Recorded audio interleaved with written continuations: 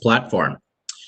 First off, we highly recommend that you view this live cast via a Google Chrome extension instead of on your browser. The extension only takes a couple minutes to download and really provides the best video and audio quality.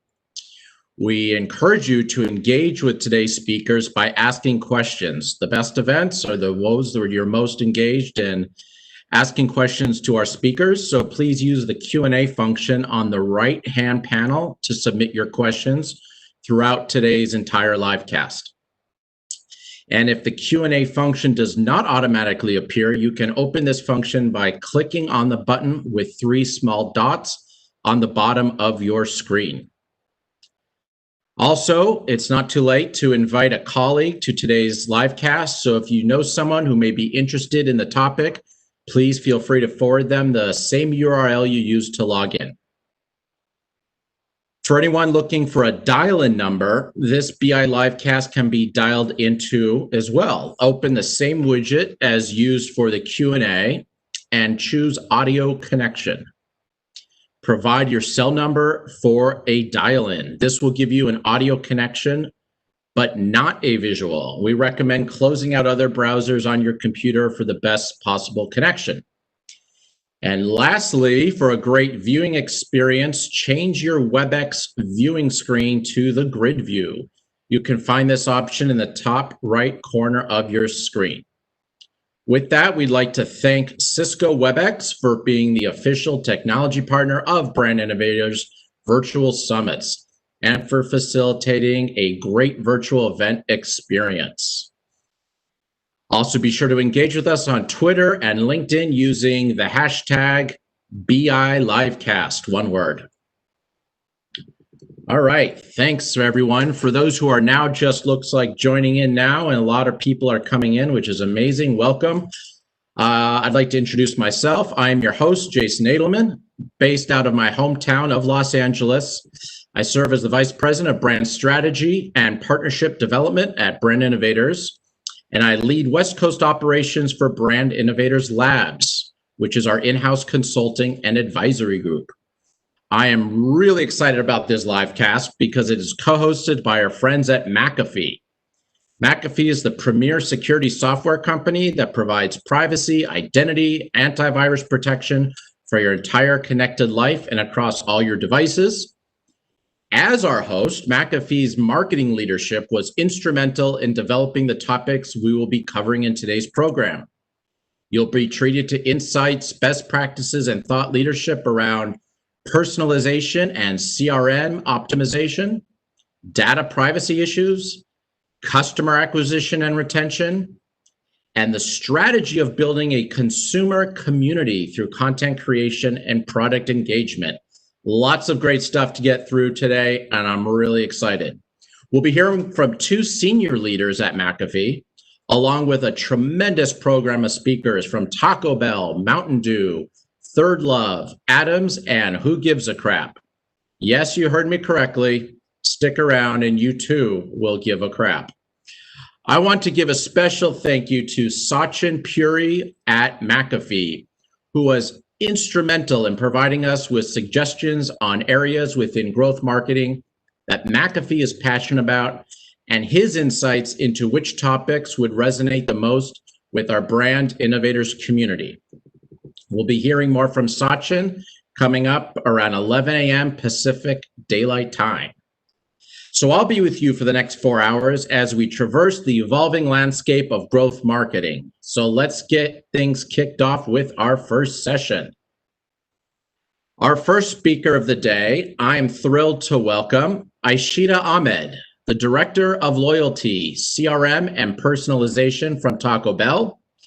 Aishita has over 15 years of experience in one-to-one targeting, consumer strategy across email, mobile, print, and customer acquisition programs. Aishita is also a member of our BI Labs Innovation Advisory Council, so I've been privileged to get to know her recently. And this session will be moderated by Andrew Zexer, the Director of Sales from Ground Truth. So I'd like to welcome both Aishita and Andrew, and thank you for helping to kick off today's session. Andrew, want to take it over? Yeah, thanks so much, Jason. Appreciate it. And good job on my last name. Everybody butchers that. So Oh, I nicely tried. done. You're welcome. Yeah. So thanks for having me. And for those of you guys that don't know, so Ground Truth is a leader in mobile location targeting. And I figured that, since we're focused on mobile location targeting, we'll start off with kind of a fun icebreaker. What's your favorite location that you've visited before or lived in? We'll start with that one. I think you're on mute, Ashita. Yeah. Wait, that didn't work either. Wait, say something. Hear me now? Yeah, we're good now. Okay, good. Hi. Love the technical difficulties. Yeah, right. Thanks for having me here. Yeah, so my favorite location, I'm not a big traveler, to be honest. So I haven't gone a lot of places outside of the US. Probably, I think my longest travel is like Canada or Mexico. But my favorite place, believe it or not, is right here in the US. It's Lake Tahoe, one of my fondest memories. Nice. I've never been to Lake Tahoe, but high on my list. Beautiful. Hopefully one day when this whole thing passes. Awesome. How's it been going for you in quarantine? Are you, I assume you're working from home. Are you married with kids or anything like that? Yes, it's been a long time for me to work from home at this point. I'm counting those days, and I don't think we'll ever be back to normal. But yeah, I've got 3 kids. I'm married. I've learned in the last few months how to negotiate with my toddlers. I've got a 4-year-old, a 5-year-old, a 7-year-old. I've become really good at the art of negotiation. Yeah. Oh my goodness. I over the summer I was at my parents for a bit down the shore, and my 7-year-old nephew came to visit. And for 2 days, I could totally sympathize with everything that every working parent is doing right now. It was pretty chaotic. So you guys are really doing a good job and keeping it all together. So kudos to you. Thanks. We need. Yeah, I know. Lots of wine, right? So you're a director of loyalty, CRM, and personalization at Taco Bell. Great brand. Can you give a little high-level overview of what the role encompasses and what your responsibilities totally entail? Yeah, so interesting enough, I joined Taco Bell during the pandemic.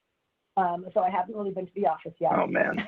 I don't have an Wow. office. I don't have anything. I've just been working from home, so it's been great.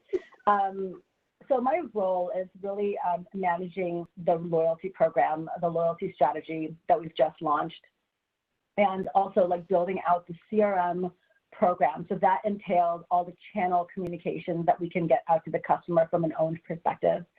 And on the personalization side of my role is really to start targeting and being more personalized, driving relevant content, one-to-one content to the customer at the right time, at the right place. We need to be omni-channel and try to get to that customer in all of our areas within the brand. So lots of moving pieces, but really loyalty is around the customer, the program, CRM is around the channel, and the personalization is really the targeting. Yeah. On that note, what are some of the most some channels that have been very successful for you working in the loyalty and CRM standpoint in general? I know you're pretty recent to Taco Bell, but if there's other case studies or as well, or success stories. Yeah, so I've been in CRM for a very long time. I've worked on various loyalty programs. I've worked on various CRM channels, and I think it's different by industry. I believe I've seen a lot of changes. I've evolved from the catalog side of direct mail and acquisition to the digital side and the evolution of mobile. So right now, I will say is every single industry, mobile trumps it all. I think the customer is now very savvy in mobile marketing. Mobile is where it's at. Everybody has a phone at all times, and it's just a lever for us to communicate to them through those channels. Yeah. Couldn't agree more. Mobile is it's the first thing you look at in the morning. It's the last thing you look at night. Yeah, and at Ground Truth, we've always believed in that as well. So Mhm. love it. I didn't even pay you to say that. That's great. So I was doing some research a couple days ago just about Taco Bell in general, in preparation for this chat, and noticed that earlier this summer, Taco Bell actually revamped their loyalty program for the first time in 5 years, which is super exciting. If you can you just share just a bit about how and why that came about? Did COVID have any influence in maybe escalating that? Just not having a full revamp over the last 5 years. I wonder if that's just kind of coincidental with COVID happening this year, or if it's just, or if there's a reason to it. Funny that you asked that question. I was, I had the benefit of being part of the launch of the program. This program for Taco Bell has been in the works for a couple of years. It's, had to go through a lot of different approvals to kind of make this happen. And believe it or not, the pandemic actually delayed the launch of this program. We were supposed to launch much earlier this year. And it just so happened that with, I think what I saw at Taco Bell when I joined is the ability of speed to customer.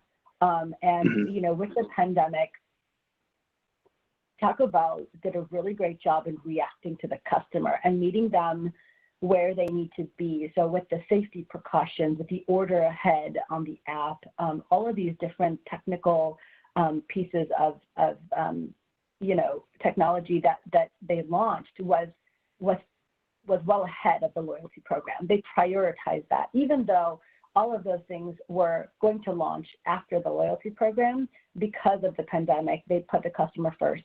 And that's what they got out before the loyalty program. And so the loyalty, as good as it is to acquire that data and to really look for the customer and meet them where they need to be, I think the more important part was really taking the safety precautions, making sure that the customer understood that we're on the same road of concern about safety with them. And I think that they put a lot of those in ahead of the loyalty program. So we actually launched a couple months late than we were supposed to. Wow. Well, it's crazy that you guys were able to do it, during this whole pandemic and have this nice big revamp. It's, unfortunately, a lot of brands and a lot of industries have been hurting, obviously. So great to see that, you guys are able to do something positive right now. And kind of on that same topic in terms of mobile being so important for you at Taco Bell and app usage and everything like that with the shift to consumer behavior. A lot of QSR brands in general in the category are using a lot of innovation to promote their app downloads, right? Taco Bell is doing they're giving away different tops of the lines gaming consoles. Popeyes is throwing virtual tailgates and doing different kinds of promotional codes and things of that sort. With the shift in consumer behavior to more contactless experiences, how crucial is the app customer to your overall retention at Taco Bell? Oh, very much so. Just because the app is where the app is, like I said, when I earlier talked about the mobile channels being where the customer, is all the time, it was very important for us to make sure that all of the marketing that we've done is really to allow the customer to know that we're easy to use, we're right there for you, you can order ahead. And at the end of the day, the app serves as a great channel and great mechanism to meet the customer at their needs. So all these promotions and these tactics is really just to allow for us to just make sure the customer understands that we're there. We have this app that makes it easy. And although, we see an increase in web traffic, we see an increase in, in offline traffic and drive-through, the app is a new digital way for the customers to get what they need from us in a contactless way. So yeah, absolutely. Mm-hmm. Yeah. And I only envision this becoming a bigger thing moving out of the pandemic as well, right? I'd assume that, across multiple categories, but I'm assuming that Taco Bell will focus even more so on the app customer even when this whole pandemic passes. Absolutely. And I think there's something there because, as we've kind of evolved throughout the pandemic, we've seen a lot of engagement. And so we really feel like that's where the customer's at. Yeah, for sure. So let's talk about just a bit about data segmentation. I know that's part of your very fancy and long title as well. How are you guys leveraging CRM and loyalty data across your channels and across multiple objectives and KPIs, right? Because I know within the QSR industry, there's different KPIs anywhere from brand awareness to driving store visitation to focusing on specific LTOs. How does the different CRM and loyalty data kind of vary based on the KPIs that you're working with? Yeah, so there's a couple of different ways that we look at the customer data. We look at qualitative and quantitative. So we do leverage a lot of our surveys on our customers and what they're looking for and what's driving behavior across digital, across offline. And then we take a look at the select KPIs within the digital channel. So, we do have, at the end of the day, it's all about the sales, right? We look at the sales to monitor the engagement of the customer. Do they like a certain product? And it's really driven by those sales numbers. So, as we've evolved from looking at all the benchmarks across all of our programs and KPIs, one of the things that, I've really focused on is, a few things. One is looking at the loyalty program. What are the results of the loyalty program? How it's performing, how the customer is engaging, what are they purchasing, and how they're behaving. Are they redeeming points? Or, are they, how many points are they earning? What does the redemption rate look like?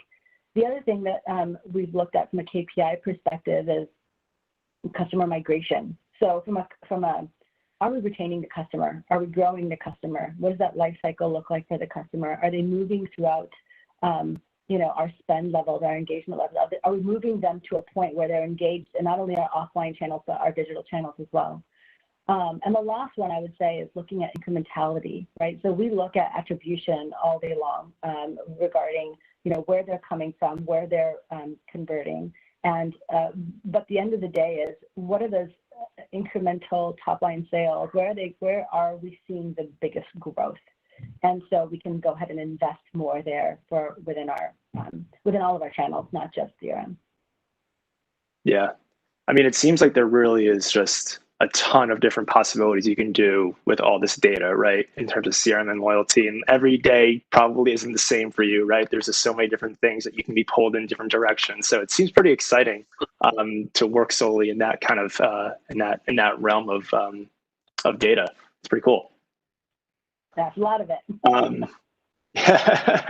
Yeah, absolutely. So at Ground Truth, so we're a mobile location. We focus on mobile location, and when we work with partners who give us their CRM, we create different kinds of lookalikes based on their visitation patterns and looking at other consumers and devices that have those same types of visitation patterns, right? At Taco Bell, and personally for you and your past experiences, have you been open to partners leveraging their own types of technology to capture that kind of customer data to help enhance these kinds of products and these kinds of targeting tactics? 100%. I mean, we're only as good as our data, right? So, and in every single industry that I've worked for, there's always been some sort of limitations, and nobody's data is perfect. So we have to leverage the technology from our vendor partners to allow for capturing and enhancing more of our data attributes so we can go out after our customers in a better, more fruitful way. And, it's very short-sighted, I think, that if we don't leverage those technologies. Every vendor, there's a lot of marketing technology out there that kind of does different things. And there's a lot more smarter people than me out there from a technology perspective that know that can capture data better than our legacy, our old, our programs have done in the past. It's not just about segmentation anymore. It's about capturing, customer data real time. That's what the customer expects from us nowadays is get me this now. There's no, with Amazon getting you your deliveries within an hour. We don't have the luxury of waiting till the next day to get to our customer. They just expect something fast and relevant and quickly. So we have to leverage those technologies from our partners to help us along. Yeah, it's that instant gratification. That's 2020. You can get your groceries with a swipe. You can get your Taco Bell with a swipe. You can go on a date with a swipe. It's a pretty wild time that we live in. So when Brand Innovators reached out to me to host this session and saw that I was moderating with you, obviously I creeped your LinkedIn profile for a couple minutes just to see what I was working with here before we chatted.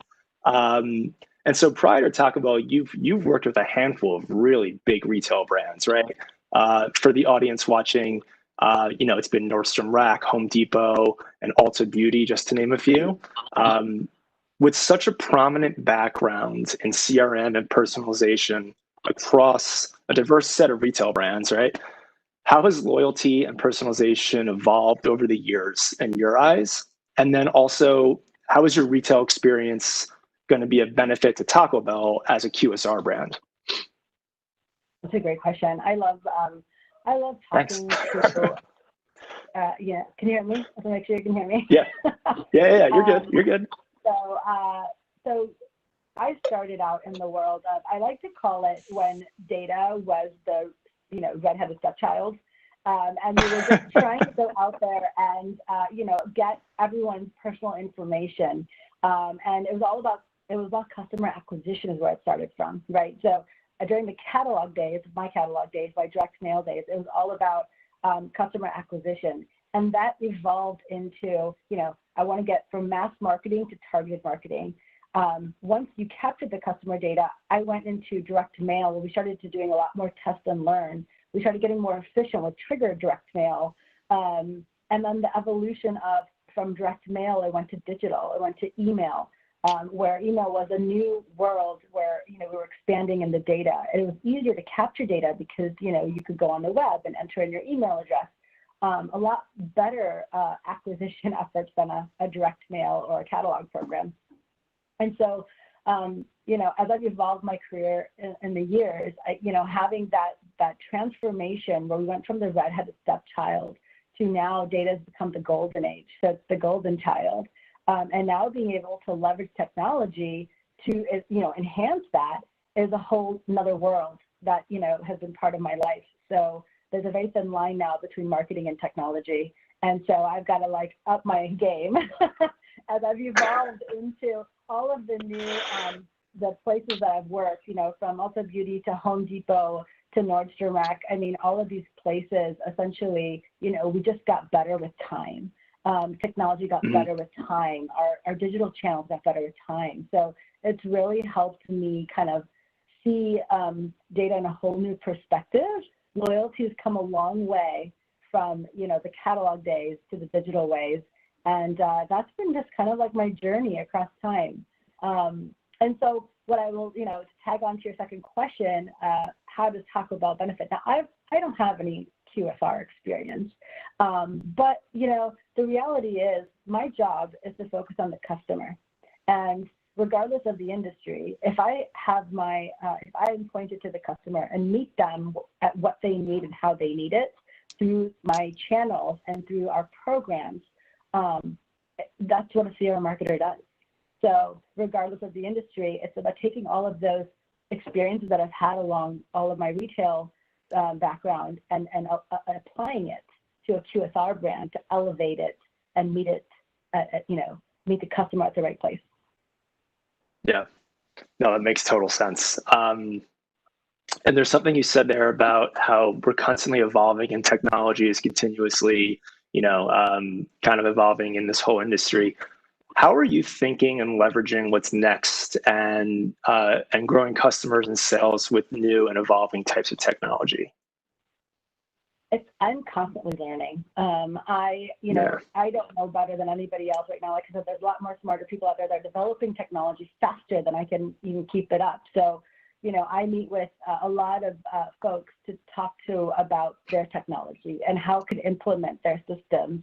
And some of them have blown my mind away just based on, some of the AI algorithms and some of their real-time content captures. And so I'm a product of learning about all these technologies every day and the evolution of technology. Yeah. And the more I know, the more I can find ways to apply it to our customer. And then I love hearing about use cases on how some of the technologies are supporting and meeting customer needs, and how quickly can we do that. So it's really about finding the right partner, right, to help support the customer or the industry that you're in. Yeah, 100%. And it's really like a rejuvenating thing to work in this kind of industry that we're both in, where it's just you're constantly learning. No day is the same. Every week you're hearing new buzzwords and new things that are coming about. And it can get stressful at times because there's a lot of new stuff to learn, but it does keep it fresh and keeps you on your toes. So I couldn't agree more with you. Let's talk about some other brands that have been like an inspiration to you, right? What brands do you think have been these kinds of innovation leaders, maybe not specifically in the QSR retail space, but brands that you just look to for these types of inspiration to help you do your job effectively? So I feel like I'm a little biased because I'm very That's loyal. Okay. Bias is okay. The brands that I've worked for, I always want to work at the companies that I admire the most. Some of that have been in my background: Nordstrom, Home Depot, Ulta, Ace Hardware. Some of these brands that I've worked for have come a long way, and I really admire some of those brands. Now, but I will say, I do my homework and I try to keep up with the competitors within the industries or the brands that I'm working for. So looking at the ways that other brands are leveraging technology, or ways that other brands are kind of talking to their customers. A few examples that I think have, where I think the brands have done such a great job is, Nike, for example. I love their marketing. It's really just about the customer, and it's my favorite right? brand. It's for obvious reasons. It's a lifestyle, and it's totally. I find it fascinating to bring it to life for the customer in such a way that meets a lifestyle need, not a product need. And I think that's really important. Some other companies that I've really admired is Sephora, great loyalty program, love their marketing. I think they get you, the benchmark of they get to the customer at the right place, the right time, all the time. So I'm a big fan of theirs. But I'm so loyal to Ulta Beauty just because they're my people. And and then in the QSR industry, I think there's been a few: Chipotle, Chick-fil-A. These guys are leaders in what they're doing. They're evolving technology really fast, and we got to make sure that we keep up with them. And it's all about how do we keep up in the technology space and continue to market to the customer to make it fast and efficient. Yeah. And, I think you guys are doing a really good job doing that. Obviously, it's the $1 million question or $1 billion question that every brand needs to ask themselves. But you guys seem to definitely be on the right course there. So congratulations there. Thank you. I've got a couple more questions for you. These are just a little bit lighter.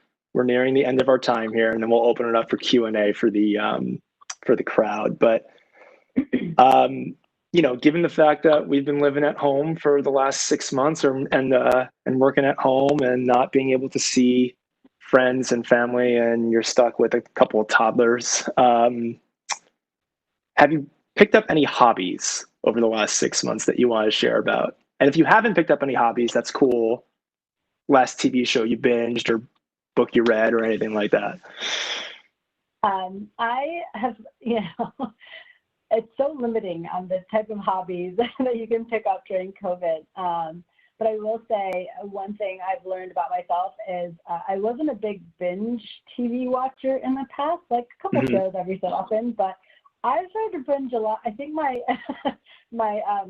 binge watching has definitely increased quite more than I expected it to during the pandemic. I think just to keep myself funnier than the So I would say that the last, the one that I'm kind of watching right now, or a couple of my favorites.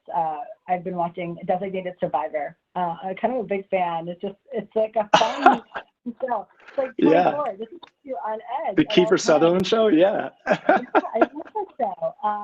And I just finished Cobra Kai. Wow, love it. Just love. Have you seen Cobra Kai on Netflix?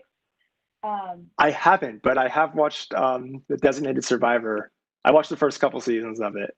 I was a huge 24 guy, and I love like political espionage, like all kinds of books like that. So that's one of my favorites. That's so funny. I like surviving this industry day by day, or just the pandemic. Yeah. What a relevant topic. Yeah, right. I know. Hey, you gotta keep yourself on your toes.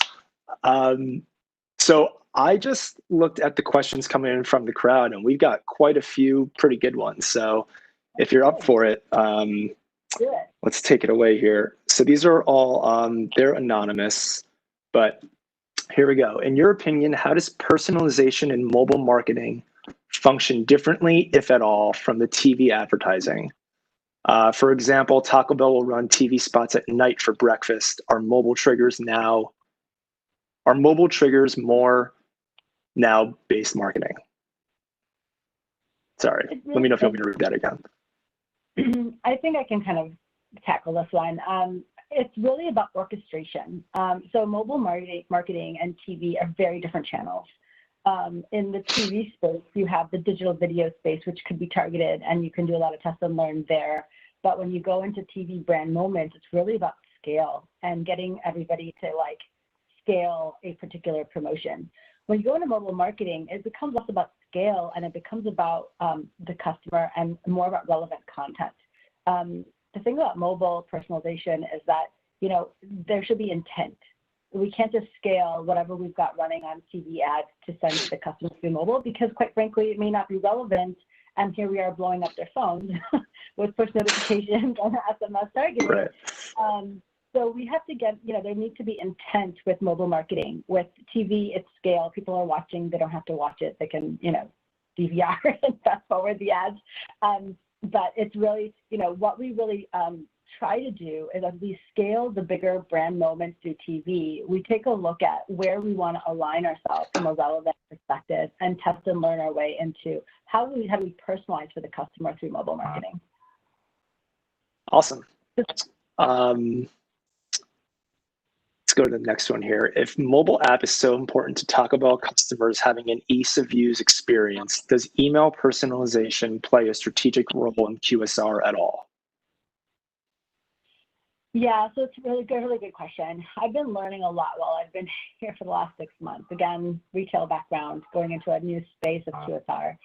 I'm finding that, well, in the QSR space specifically, the mobile app plays a stronger role for the customer than email. To be honest with you, we're still kind of dabbling in the world of email personalization right now. We have not gotten to a place where it's very advanced yet. We want to take it there.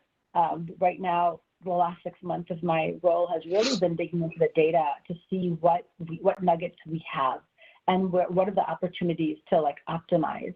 So our email channels, although they're still ongoing, they're not as strong as our apps and our mobile channels. And so we are spending a lot of time figuring out how to personalize on the mobile side of the world rather than the email. Now, what I will say is they don't go they go hand in hand, because the reality is email allows us to get to a larger audience versus mobile, where we may not have as large of an audience.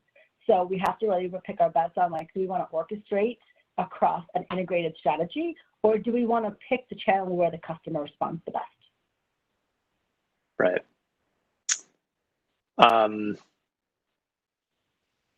Okay, the next question is, can you define e-commerce, digital commerce for Taco Bell? Kind of Yeah, broad, so but okay. e-commerce for Taco Bell really resides in about 4 different channels. E-commerce is the website, it's the app, it's our kiosk, and it's our delivery. I mean, we consider all of that part of e-commerce because there's a digital footprint from all of those channels. That makes sense. And that's what it defines us. Yep. What do you see as the biggest future challenge to retail and e-commerce, and the biggest opportunity? Ooh, that's a good one. That is a really good one. I know, put me on the spot here. Wow. I know. A lot of things have, I guess if you were to ask me that question before the pandemic, it'd be a very different answer than like post-pandemic. Of course. But I'm going to try to answer the question post-pandemic because that's the world that we live in today. I think the biggest challenge is with retail specifically, and even with QSR, quite frankly, like a lot of the sales are really based on stores and restaurants. It's about the human interaction of getting there, and that's where most of our sales are coming from.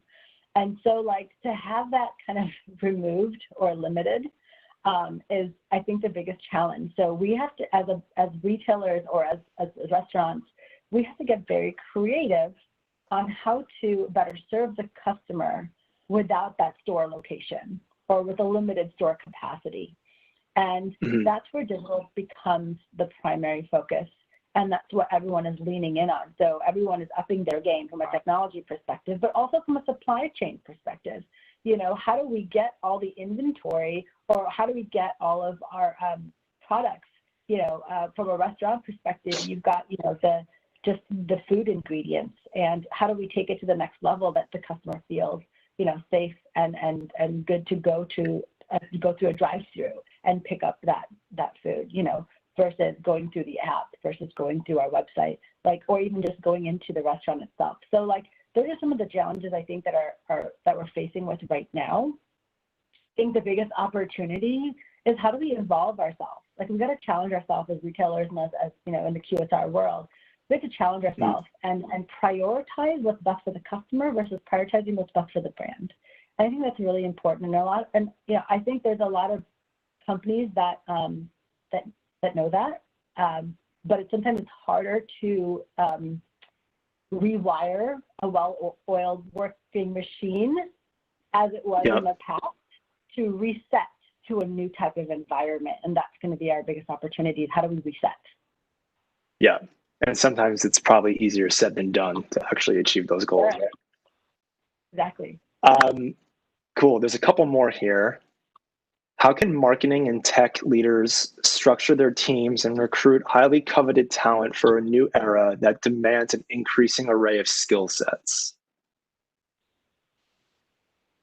So I have found these are good questions. No, I'm really impressed right now. So I think there's a lot of talent out there. I mean, and right now there's more talent than ever. As you know, going into the pandemic, there was a lot of furloughs and people getting laid off from jobs, and really good talent. Sure. There was a lot of cutbacks on positions, and what I found is I hired a whole team during the pandemic, and I feel like we need to prioritize and bring that back, because the way that we're going to move forward is to build a team of people that are going to help us change the reset button, right? There's a load of talent out there right now. The talent pool is more so than I think it's ever been before. And what I've been noticing a lot more on all of the, all of my LinkedIn is there's a lot more hiring going on. The hiring freezes have kind of subsided a little bit, and there's a lot more looking for talent to help support the digital strategy. And so I'm really impressed by that, because I do think that we need to reset. And it's showing that the industry is following that protocol. Where I saw there were a lot more jobs that were driven by operations, there's now more, it's changed to more of digital operations. And so it's interesting to see that change happen. But I feel like we have to invest in talent. There's a talent pool of people out there that know how to build this. And so I've been very lucky. And, when I was hired on, I was challenged to look at my organization and really look at how do we build this? And I was able to, I had a really great and supportive leader who helped support me in putting together, what I needed. And we were able to hire some really great people into my team. And guess what? We launched the loyalty program, and now we've got a lot more coming to us, and we've got lots to do. So I do think investment in people is the right approach. Yeah, definitely. I love that answer. Can see the passion coming just talking to the last couple of days. It's great. I also just want to give a shout out to the crowd here. You guys have been very engaging. Like a couple more questions just creeped in here, so we'll try to sneak them all in. Where are we? We are okay. When it comes to communicating with your consumers, how do you think about brand purpose, and how does that impact your approach to marketing? Well, there's two things, right? So from a marketing perspective, there's two trains of thought. Brand purpose is the overall umbrella of what we're trying to achieve, and what are the things that we're kind of we're putting out there that is important for the customer. So all of our LTOs and all of the brand moments to really engage those customers. My point of view is I take that into account, and we ladder that up into a customer approach, all about orchestration of, do those brand moments help support a customer strategy? I think that's what we need to be looking at it through the lens of. And so, Xbox is a great example, and some of the other things that we're working on towards the later half of the year. It's all about taking those brand moments and integrating it into a customer strategy. Yeah. I think you kind of tapped into this next one a little bit earlier, but we can ask this question and maybe you have a slightly different response. Taco Bell has many different demographics and psychographics that fall into their target customers. How does that pose a challenge for CRM and personalization compared to traditional media buying, such as TV, which personalizes broader? Yeah, and that's kind of where we're at right now, as we're learning this. We haven't cracked the code yet. We're working through that. We want to scale. That is the goal. When we scale, we have realized that those channels that help us scale drive a bigger digital footprint for us, rather than us, just going at one customer at a time. But the goal of customer is measuring the customer lifetime value, and that's what we plan to achieve through our loyalty program. And how do we take that program and now ladder it up against those brand moments and do those TV ads and looking at the overall brand umbrella? Is how do we now take that into loyalty? How do we then now personalize for that customer? And essentially, the goal is not to scale to compare against brand moments, but it's really to look at the long game of how does that customer react? Are we retaining that customer over time? Cool. Looks like we have a couple more. Every time I say we have a couple more, a few more always trickle back in. This is great. Also, we have about 10 minutes for everybody in the crowd. Get your questions in now. And for Ishita, we'll let you go in 10 minutes. In the age where food delivery apps are controlling a bigger piece of how your customers interact with your brand, what are you doing to ensure that your online customer experience is on par with your standards? Yeah, so it's a good question. There's a lot of conversation right now with our delivery aggregators. There's not much I can talk about that right now because there's still conversations that are happening with our delivery aggregators.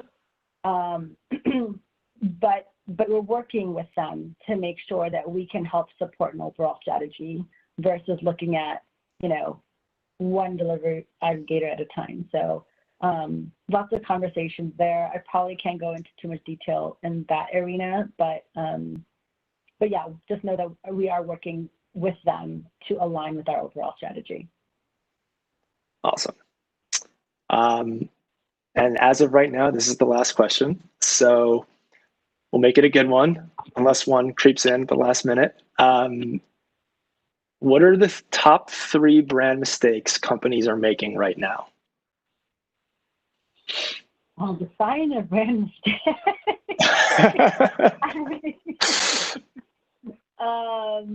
That's a great question. I will say, I think a lot of brands are doing the right thing. Everyone is focused on the customer. There's a lot of competition out there for getting share of wallet. I will say, keeping a blind eye on the fact that, looking at emerging channels and not putting the investment where it belongs, I think is a miss. Not focusing on technology is a miss. I think from a branding perspective, I think everyone's going to brand themselves how they feel is best.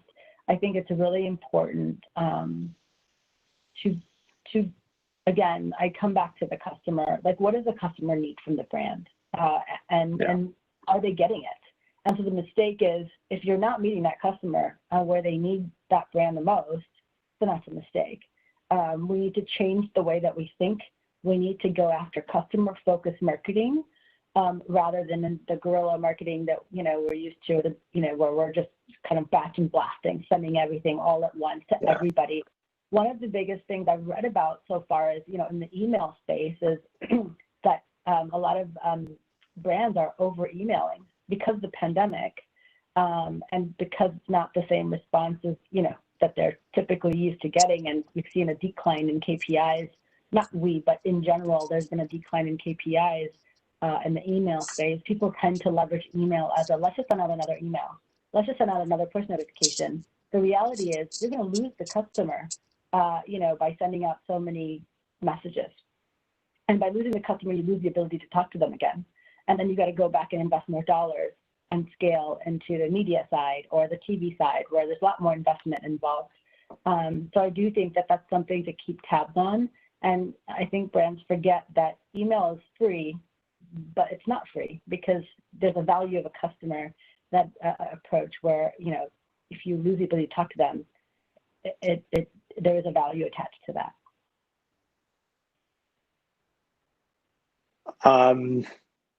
Well, that's a great response and a great wrap. I saw Jason just joined. So I don't know if you want to wrap this up, Jason, but Ishita, this was great. I really enjoyed talking to you the last couple of days, and you have so much wealth of knowledge to share, and such a great personality, and really easy to talk to. So thank you for sharing all of your knowledge and everything. Really, really appreciate it. It was great chatting with you, Andrew. Thanks so much. Yeah. Hello. Thank you so much, the two of you. That was great. Andrew, you got a lot of questions thrown at you, so you did a really good job at fielding those. And, a couple of things that were super interesting. First, I really wanted to point out, I was really impressed, Ishita, with you addressing that while prior to Taco Bell, you had no QSR experience, but what you said, which was really eye-opening, which is that doesn't matter because it's about the customer, and your expertise is really about developing the best possible experience, relationship with the customer, no matter the category. So I loved hearing that, which is also something you also said, which was we don't approach no matter what's. It's more important about what's important for the customer versus what's more important for the brand.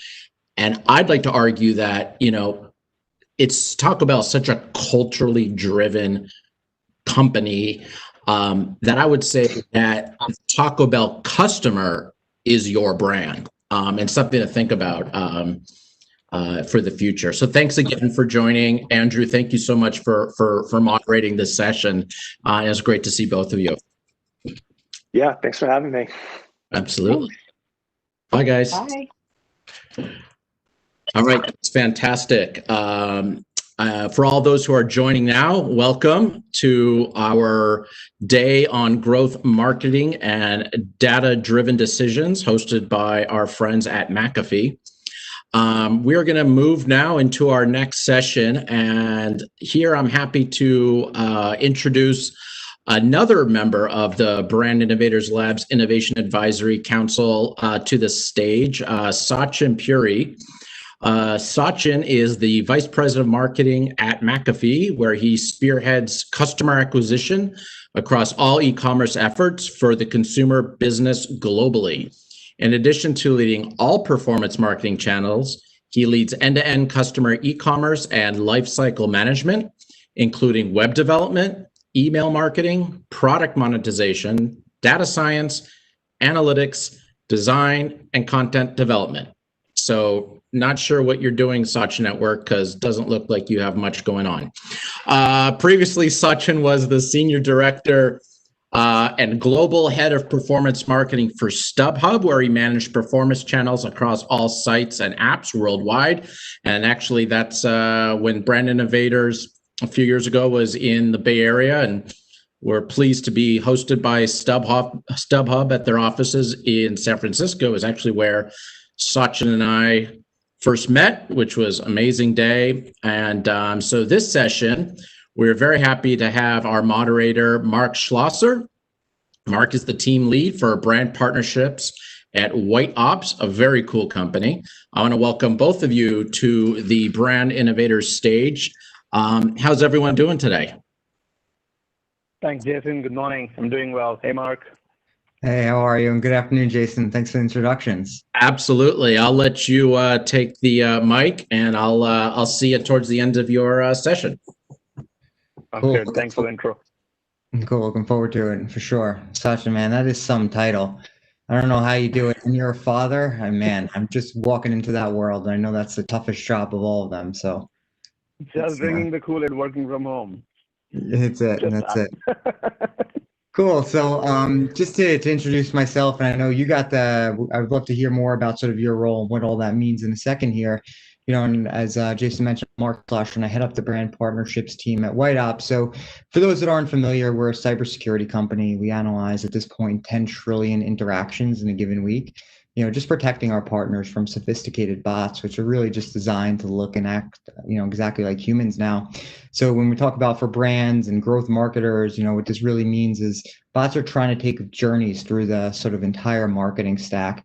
Everything from like things like search and social that are trying to drive new customers to site, to all the way downstream within the marketing stack, you know, within the data pools and the targeting pools.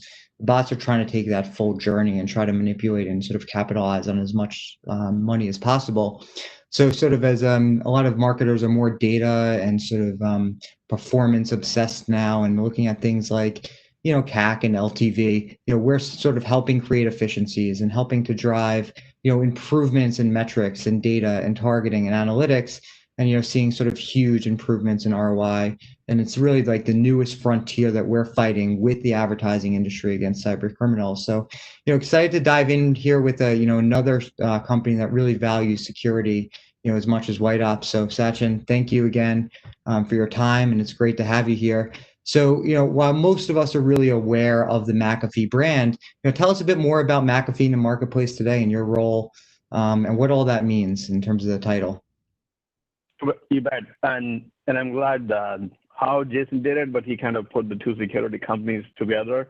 I know White Ops is an industry name. I've been familiar with the great work White Ops has been doing, and you look at the security from advertiser standpoint and the marketing ecosystem. From McAfee standpoint, I mean, McAfee, we are fortunate. We are a household name. We are one of the pioneers in the world of cybersecurity with more than 30 years of experience providing solutions around cybersecurity. So we fundamentally believe that together is power when it comes to cybersecurity, and because we sit at the backbone of internet or anything online activity. So pretty much each and every technology has to kind of go through the platforms and the backbones and the data that McAfee kind of work towards. So to that extent, we have end-to-end cloud to device to personal protection.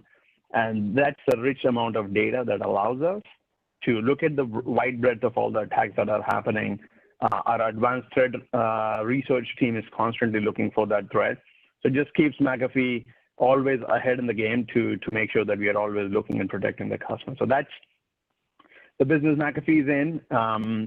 As you think of cybersecurity, it is a very trust-focused business because end of the day, you are trusting a company as a consumer to protect yourself or your family or your household from all kinds and variety of unknown and known threats out there. So the customer loyalty and satisfaction is very, very critical in our industry. So our loyalty runs multi-year. So for performance marketers out there, the customer lifetime value is very, very high once you acquire the customer. It takes a lot, and my colleague Anthony is going to touch upon some of those elements of all the great work his team is doing to drive that retention. So, but it's a play around that. In terms of my role, it's plain and simple. How do we get more customers into the fold and help protect more, and of course enable from the customer lifetime value? But as I said, together is power. The bigger the ecosystem, the more we are able to protect, the better we'll be able to protect. And I think that's the vision, and that's the mission on my team kind of comes to the work, and that's what we work towards. We touch in terms of specifics, we touch pretty much every customer touch point when it comes to acquisition. I love that. And, we're approaching the 2-year anniversary of a huge botnet takedown of Eve, where there's actually repercussions for people, and there's people sitting in a Brooklyn jail cell today. And we talk about collective security and collective protection all the time. And in this world, it's like, if your competitor works with us, that's great, because they're actually helping to protect you, and you could focus on business outcomes, focusing on the things that truly matters, what security is all about, where it's let the experts do what they can do for you, and then you can focus on the things that really matter. And I love all those things that you mentioned there. So, I think in this time, and, we mentioned you have a family, and just so important. We spend so much time in our jobs. So just to keep it light to start here, time is our most precious commodity. So having people love their jobs is so important. What do you love most about working at McAfee? I think, and one thing that hasn't changed for me in 20 years doing marketing is the people and the smart folks that you interact, ideate day in, day out. And I think that's what I enjoy the most. Part of my job is to work with some of the really smart people and exchange ideas with them. What we solve for is customer experience, end of the day. How do we deliver a customer experience that delivers the trust and joy and the awareness and the interest that is needed for them to choose McAfee, to help them protect their family, and kind of vice versa. But end of the day, that's what I miss the most. I've always been known as a whiteboard guy, so I miss that a little bit more, being not in office. But with all the technologies around, we are doing fine. But that I'm missing my whiteboard quite a bit, because brainstorm is where the magic happens, in my opinion. How is this not a feature in Zoom right now? How did they not build a whiteboard feature in that? It makes no sense to me. Yeah, well, I mean, Zoom or Teams or WebEx or any web technology, I think it's coming. I think there are solutions out there. I know my daughter, she uses Teams, and their teachers are using whiteboards and others, which is pretty amazing. And I think it's only a matter of time. I think there is a human element to it. People are using big screens, which are not touch screen, and you need stylus for that kind of stuff. So, well, not going down and geeking out into how you can solve the problem, but I think there is a need there, in my opinion. Totally. I'm with you, and definitely miss that aspect of it. It's just great overall, just geeking out with other cybersecurity professionals. And I love, my world marries cybersecurity and marketing, which it fascinates me every day, where I sit next to at times, former FBI agents that are working on threat intel stuff. And that's like, holy crap, what is going on here? And hearing from someone like you is I think super special for this community. So and let's just hit on the security aspects of COVID. There's so much that goes on right now, where the sort of risk surface has increased because so many people are working from home, and residential areas are less secure, generally speaking. So from McAfee's perspective, what are they seeing? What are the trends you're seeing in the marketplace today? Yeah, so I think our life has completely changed. As a consumer, the life has completely transformed. I mean, the online activity is unprecedented ever. I remember like back in the day, oh, what is the 2020 plan is going to look like? Or now we're working on a 2025 vision. But end of the day, what we were expecting in future is now. The online activity is so high. People are engaging with devices. The personal protection is on the rampage as well. Now, if you look at the personal devices people are buying is huge. So with all these activity happening, like online education, online health, what have you, we are living our life online. What we are seeing is as this activity is rising, there is also more attacks that are rising. We are detecting somewhere around 375 threats per hour. And so there are threats that are evolving. What we have seen in our research shows that the threats that look for next 2 years are very different than the threats that were there in last decade. They're evolving. 68% of the consumers have already said that they have been some kind of a spam or attack in the last couple of months. Only 9% from our research shows that the consumers feel very safe online. So the whole idea around just, hey, I have my devices protected is very old. It has truly evolved towards how do I keep myself protected, my family protected, my kids protected, my household protected. Because with the surge of IoT, I mean, I'm sure a lot of people have found different new hobbies as COVID has forced them. There's more IoT in your device, in your home. So what our research has shown is that the security is not just about device. It is important, but it has evolved into more of a personal protection in your household protection, whether it is privacy. Hey, you are engaging online. Is my interaction private or not? I mean, I'm meeting my doctor online. Is it private? Is my identity private or not? Is my identity safe or not? Can I trust the site that I'm visiting? Can I trust the app that I'm downloading? And of course, is my data safe? Is my password safe? So we have seen some huge interest in towards more of privacy, identity, and personal protection versus just the device. What we found ourselves lucky that we were in this transformation for the last 2 years from more device-centric to personal protection, and we feel that this journey has really helped us and positioned us well for COVID. Yes, more midnight oil for us because what we were planning in few years, we have to do it sooner, but it's fascinating of how much that the world of security has evolved. Yeah, it's and I love what you're saying. And when you say personal protection, what I'm actually hearing is like you're protecting your community. You're protecting those you actually email with. You're protecting your family. You're not just protecting yourself when you're being safe. You're actually protecting all those you interact with. So it's community protection is what it really is. It totally is. I mean, it's you're spot on. End of the day, I have a daughter, and I'm more worried about her than I'm about myself or the data that I have. So end of the day, it is about your community, my parents, my family. And this is what our research is saying.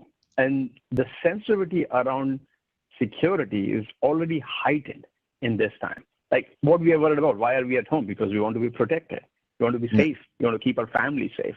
So the sensitivities are already high, which has really exacerbated the trend towards protecting and safeguarding your community versus just your device, because life is happening around your device. You're living, you're meeting your family around device. I think that's where we are seeing there is a massive, massive transformation. With COVID, it was already happening, but COVID has really exacerbated that. What are you seeing? I'm sure your team is exposed to something similar too. I'm curious, what are you guys seeing?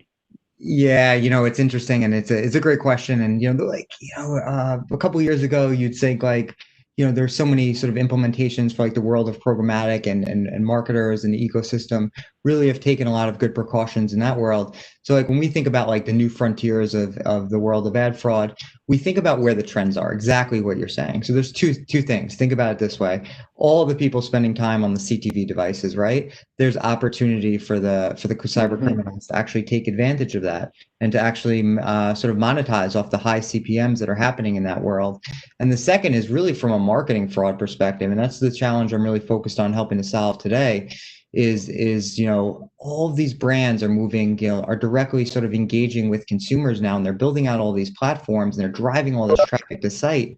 but it's not something that's technically been looked at from a fraud perspective in the past. So there's huge opportunity for these cyber criminals to actually enter into these ecosystems and manipulate these marketers. And so those are like the two trends that we're seeing, and we're really helping our brands and our partners solve today. That's amazing. I've been interacting with the ad fraud industry. Isn't it somewhere like $20+ billion of ads are just wasted in the fraud itself? And this is known, if I'm not wrong. Correct me if my number is off there. You know what? It could be. And it's like, who the heck knows of what's actually out there? Like we've reported around 7 billion, but then as we look at marketing fraud, like that's a whole nother area we didn't even sort of include in that number. So it's a lot. And there's a huge opportunity for marketers to take it back. And once again, it's like focus on what matters and like let the experts sort of take this challenge away from you. So just continuing in and diving in here, how you sort of interact is much different now, and especially as you're thinking about the dialogue you're creating with your customers and potential customers. So sort of how is McAfee adjusted, and how have they adapted? Yeah, I think that's a great question. Just to build on that, we have constantly been pivoting from device centricity to life centricity, person centricity. And if you look at what customers are doing nowadays, is they're leading their life online. Life entails schooling your kids from home. I mean, everybody knows. Yeah, you're working from home. Yeah, duh. But you're schooling your kids from home. Some of our friends have lost the job, so people are looking for jobs from home. Folks are doing fitness from home. I went to the hospital earlier this week, and I was like, oh my God. And like, so folks are doing telehealth, like, because there's fear of even visiting a hospital. Heck, I mean, I know Ishita and the previous one, they talked about the other things that customers are doing. For example, dating. People are dating from home. There are singles out there who like to meet others. There's health. So people are leading their life online. And what we realized is one of the best way we can serve our community is by providing them information, resources, how do they lead their life better. So what we have invested very heavily towards is content, really relevant content that talks about how do they lead their life better. For example, we have a whole series of resources and tutorials and blogs available. If you're schooling from home, what resources you could go to teach your kids, to train them and to better prepare them while you're managing them from home. If you're doing health from home, what that means. If you're looking for a job, how do you prepare for a job interview? What equipment you should look into? How do you get into that zone of being able to really go through the whole interview process and then onboard? So we're putting our own resources by creating this hub. We call it as From Home Hub. And that From Home Hub is just a pure play content, providing and having the conversations that consumers want to have.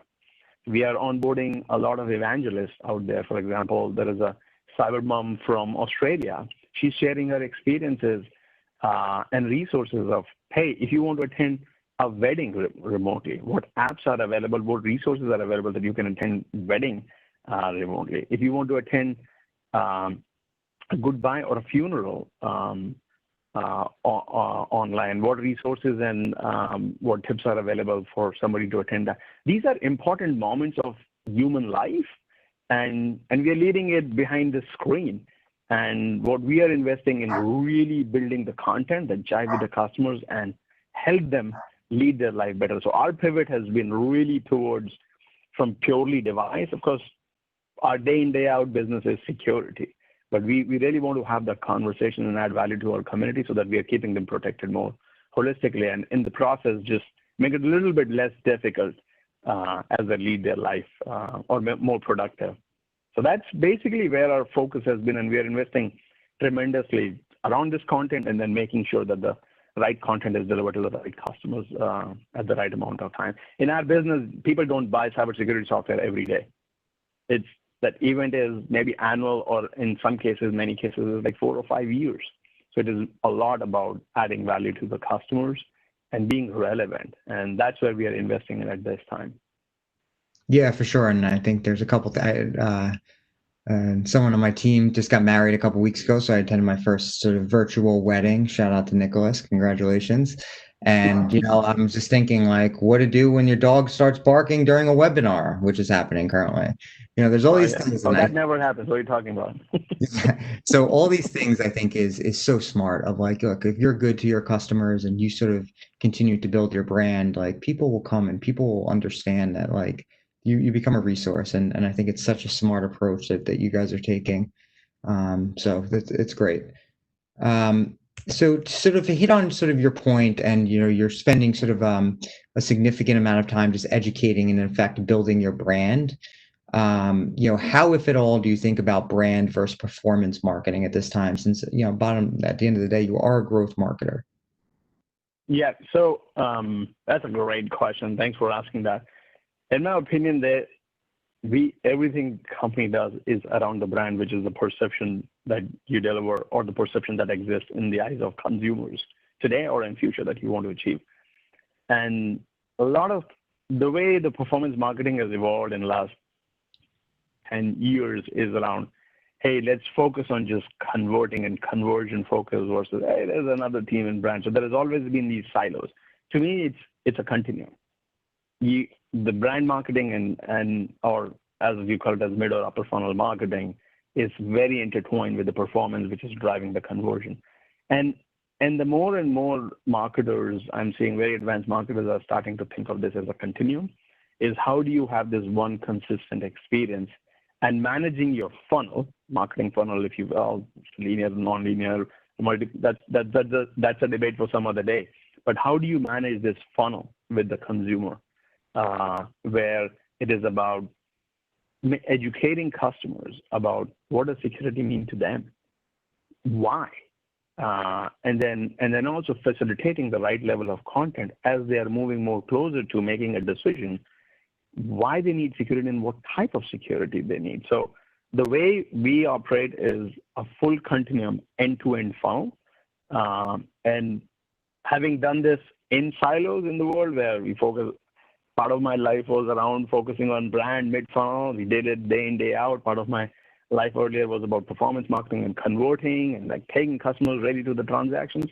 And I think what we are trying to do here at McAfee is really amazing. And I feel pretty proud of that, is that we are looking full end-to-end customer touch point and really nurturing the customer along that funnel, to speak in marketing terms. But truly, customers are not differentiating you that you report to the VP of performance marketing or you report to the VP of brand. To you, the customer is the same brand.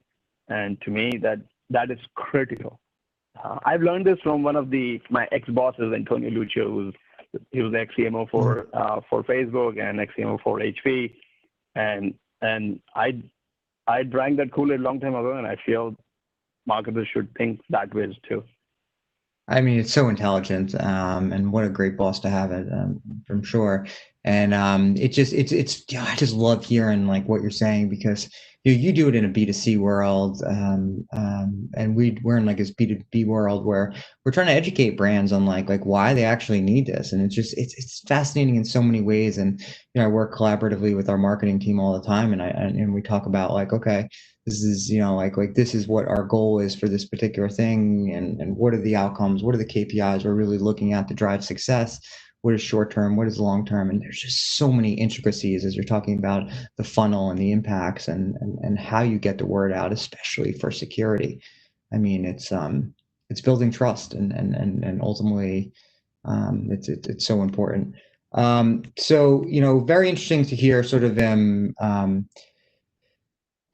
sort of in sort of how you're communicating with your customers and digging in further on your approach as a growth marketing leader, and really at a successful company. Are there any like fundamental principles that you've learned through the years, or that you sort of follow at McAfee, that you think get too much credit that you do not follow?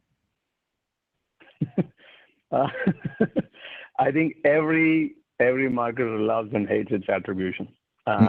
It's a love-hate relationship. I feel there was a time where it makes sense to have last touch attribution and kind of use that as a gospel and then kind of drive for it. the technology, the need for privacy and others have evolved so much, and the channels have broadened up that I think the last touch attribution needs to evolve. More and more marketers, advertisers, CFOs have to start looking at business in totality, the marketing efforts in totality, versus paying a lot of attention towards purely a last touch attribution. And I think the need, just to broaden that further, I feel that the need for measurement is critical in this time than it has ever before. With a ton of browser-related privacy restrictions coming in, regulations coming around GDPR, CCPA, there are already conversations happening in other states to implement something similar to CCPA. So it's here to stay. And I feel sometimes just to make life easy or to make spreadsheet easy, a lot of customers, a lot of advertisers try to adopt the last touch and then try to apply incrementality and things around that. And I think there is an absolute need towards evolving that. Now, whether MTA will stay or not, to be seen. I think it is definitely under the threat, but I do feel the last click attribution is so old. And I think advertisers, marketers, CFOs should start looking at the business results in totality of marketing operations versus just uniline. Hey, you spend in SEM, you spend in social, and what is the return just from there itself? Because it isn't actually like that. Such a gameable system too, and I think definitely preach on about the need for measurement in certain areas like that, and how it's so gameable, and it always just, whenever someone says last click attribution, I always start thinking about like AOL Instant Messenger back in the day, and how that probably got credit for every single conversion. So just continuing on with this conversation a bit here, one thing I've heard from the conversations we've had is personalization experience is an important topic for your team. What does personalized messages mean to your team, and how do you manage that in the world of privacy? Yeah, I think that's a great question. And personalization, it means different to different people and how you're adopting the context. For us, it is pretty simple. I go by one of the things that we drive as a part of our experimentation practice in general is what customer outcomes / behavior that you would want to change. And it could be different. Like some of those behaviors is conversion, some of those behaviors is engagement, some of those behaviors is video views, whatever you call it. At the end of the day, you want to influence a customer behavior / outcome, which would lead to some kind of an impact. And as long as you keep customer in mind, that we do marketing to make sure that we deliver value to some kind of an outcome that we want to achieve from consumer, that's personalization from my standpoint. Now, you can cut it in various ways. Like if you are advertising in India, show an Indian flag. Show content that is relevant for them. It is daytime, don't show them night. Things of that nature. So you can go in that level. Some people will call them as segmentation. But hey, isn't that just a broad way of looking at personalization? So that is one. To me, it really boils down to customer obsession, understanding what your customer's needs are, what stage they are in. For example, as we talked about the content, as a parent, for example, if you deliver a content to a parent which is all about how do you keep your kids protected, what is this another room, attending the classes, and they're not exposed to anything they shouldn't be exposed to, which is not age appropriate, they're not spending too much time in front of the screen that is needed, things of that nature, very relevant. And on a working professional who's sitting in Starbucks at some point, or other coffee shop is connected to a public Wi-Fi, it's probably more relevant for that customer to know is how can they be protected when they're using the public Wi-Fi system versus hey, how can you protect your kids studying online when it's not even relevant? So avoiding the cognitive overload while obsessing about the customer to make sure what you deliver, the experience that you deliver, is driving with them that delivers an outcome.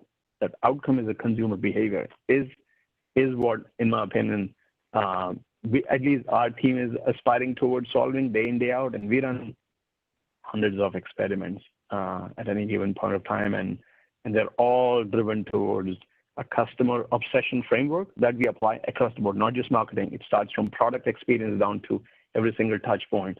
And with that customer obsession framework, our experiments would evolve, our tests would evolve, and our outcome is always a consumer behavior.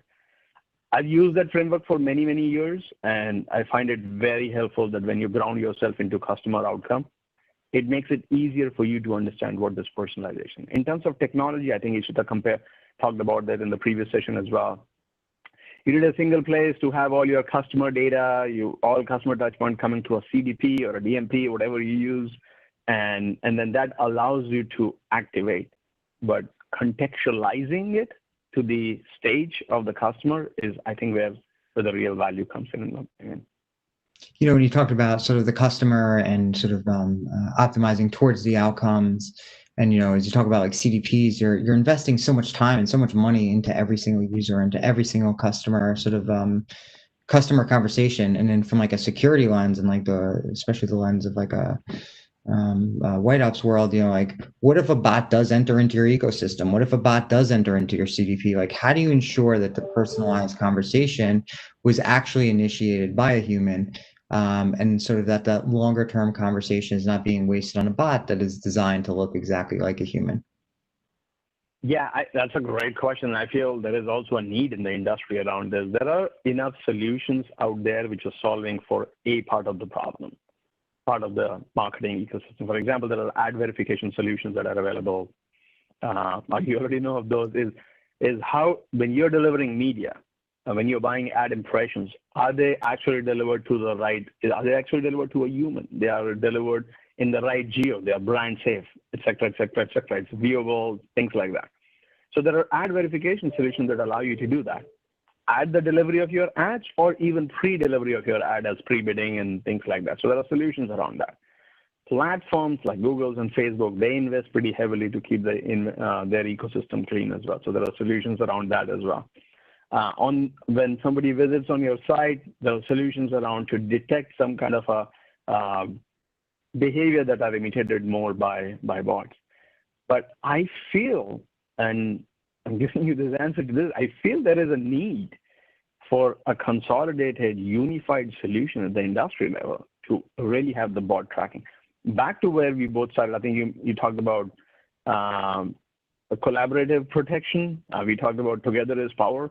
I think if industry really comes together, ad tech platforms really come together and join the technology, there is a need and potential solution around removing as much possible the fraud that happens in the marketing world.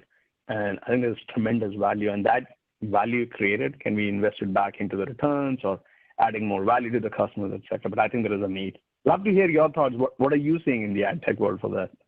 Yeah, it's a super interesting conversation, and it's what, when we go back to the original point of like collective protection and like and trust, and that's like the end of the day. It's like you want to make sure that the journey of your consumer and your journey for a marketer is actually being protected from point A to the final point of that journey.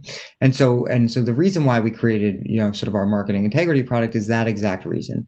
There's that full funnel, and even like as you get into like a CDP, like you want to make sure that you're interacting with a human, that the sort of trigger of that user that entered into your CDP wasn't a bot, that it actually looked like a human, and there's just a ton of wasted value there. And so, when we talk about collective protection, it's about like helping our partners understand like who is actually protected, what are all the points that are actually being protected. And so many of these companies have hundreds of people in their security teams, but like what else are they doing from like the outside to ensure that experts are also looking at it? So understanding and like helping our partners understand, educating, but also protecting the full marketing flow and that full marketing journey to ensure that, sort of a lifetime is not wasted on a bot. And that's exactly what we're trying to solve. Well, that we are solving today, and helping marketers understand that this is a real challenge, but it is a solvable challenge and an opportunity to really create huge returns if you're able to eliminate the bots. So thank you for sort of raising that. No, thank you. Thanks for, and congratulations for trying to solve for this. I think there's an immense need when you're sending an email. Like, how do you know you're sending it to the right person? Is it really not a bot who's imitating and trying to be a human, and vice versa across other systems too? So I'm glad you guys are working towards some kind of a solution around that. And that's the whole point, is like make sure that from the entry point is actually protected. So that's exactly right. And so I know that we're going to dive into Q&A in a second here. Just as sort of like, I'd love to just hear your point as like a final thing of like, what is sort of the most important thing for the marketing world to know about cybersecurity? Like you worked at StubHub, you worked at HP, now you're at McAfee. Like what have you learned that like maybe you didn't know before you started? Yes, coming from the live entertainment world, talking about football and then talking about cybersecurity, it's quite a change. I think one thing I would say, and I can't emphasize enough, is personalization, being relevant. Everything is very important from marketing standpoint, and I think it adds value to the customer. One thing that I've always believed, and it's even more cemented having worked for a cybersecurity company, is that consumer privacy is not up for bargain, period. Just simple. It's something that I think the more we accept this fact, we'll build solutions around to safeguard and protect and respect that privacy. So I think that is one. Second, customers do like value, and they're ready to give more information on an exchange of a value. When you offer a value, offer a good piece of content, offer something that improves value in their life, they are ready to part with some level of that privacy or some level of information that they're ready to share with you. And I think that is immense. Second thing related as well is and I say this on marketing panels or anything, is like always look for your end-to-end customer experience.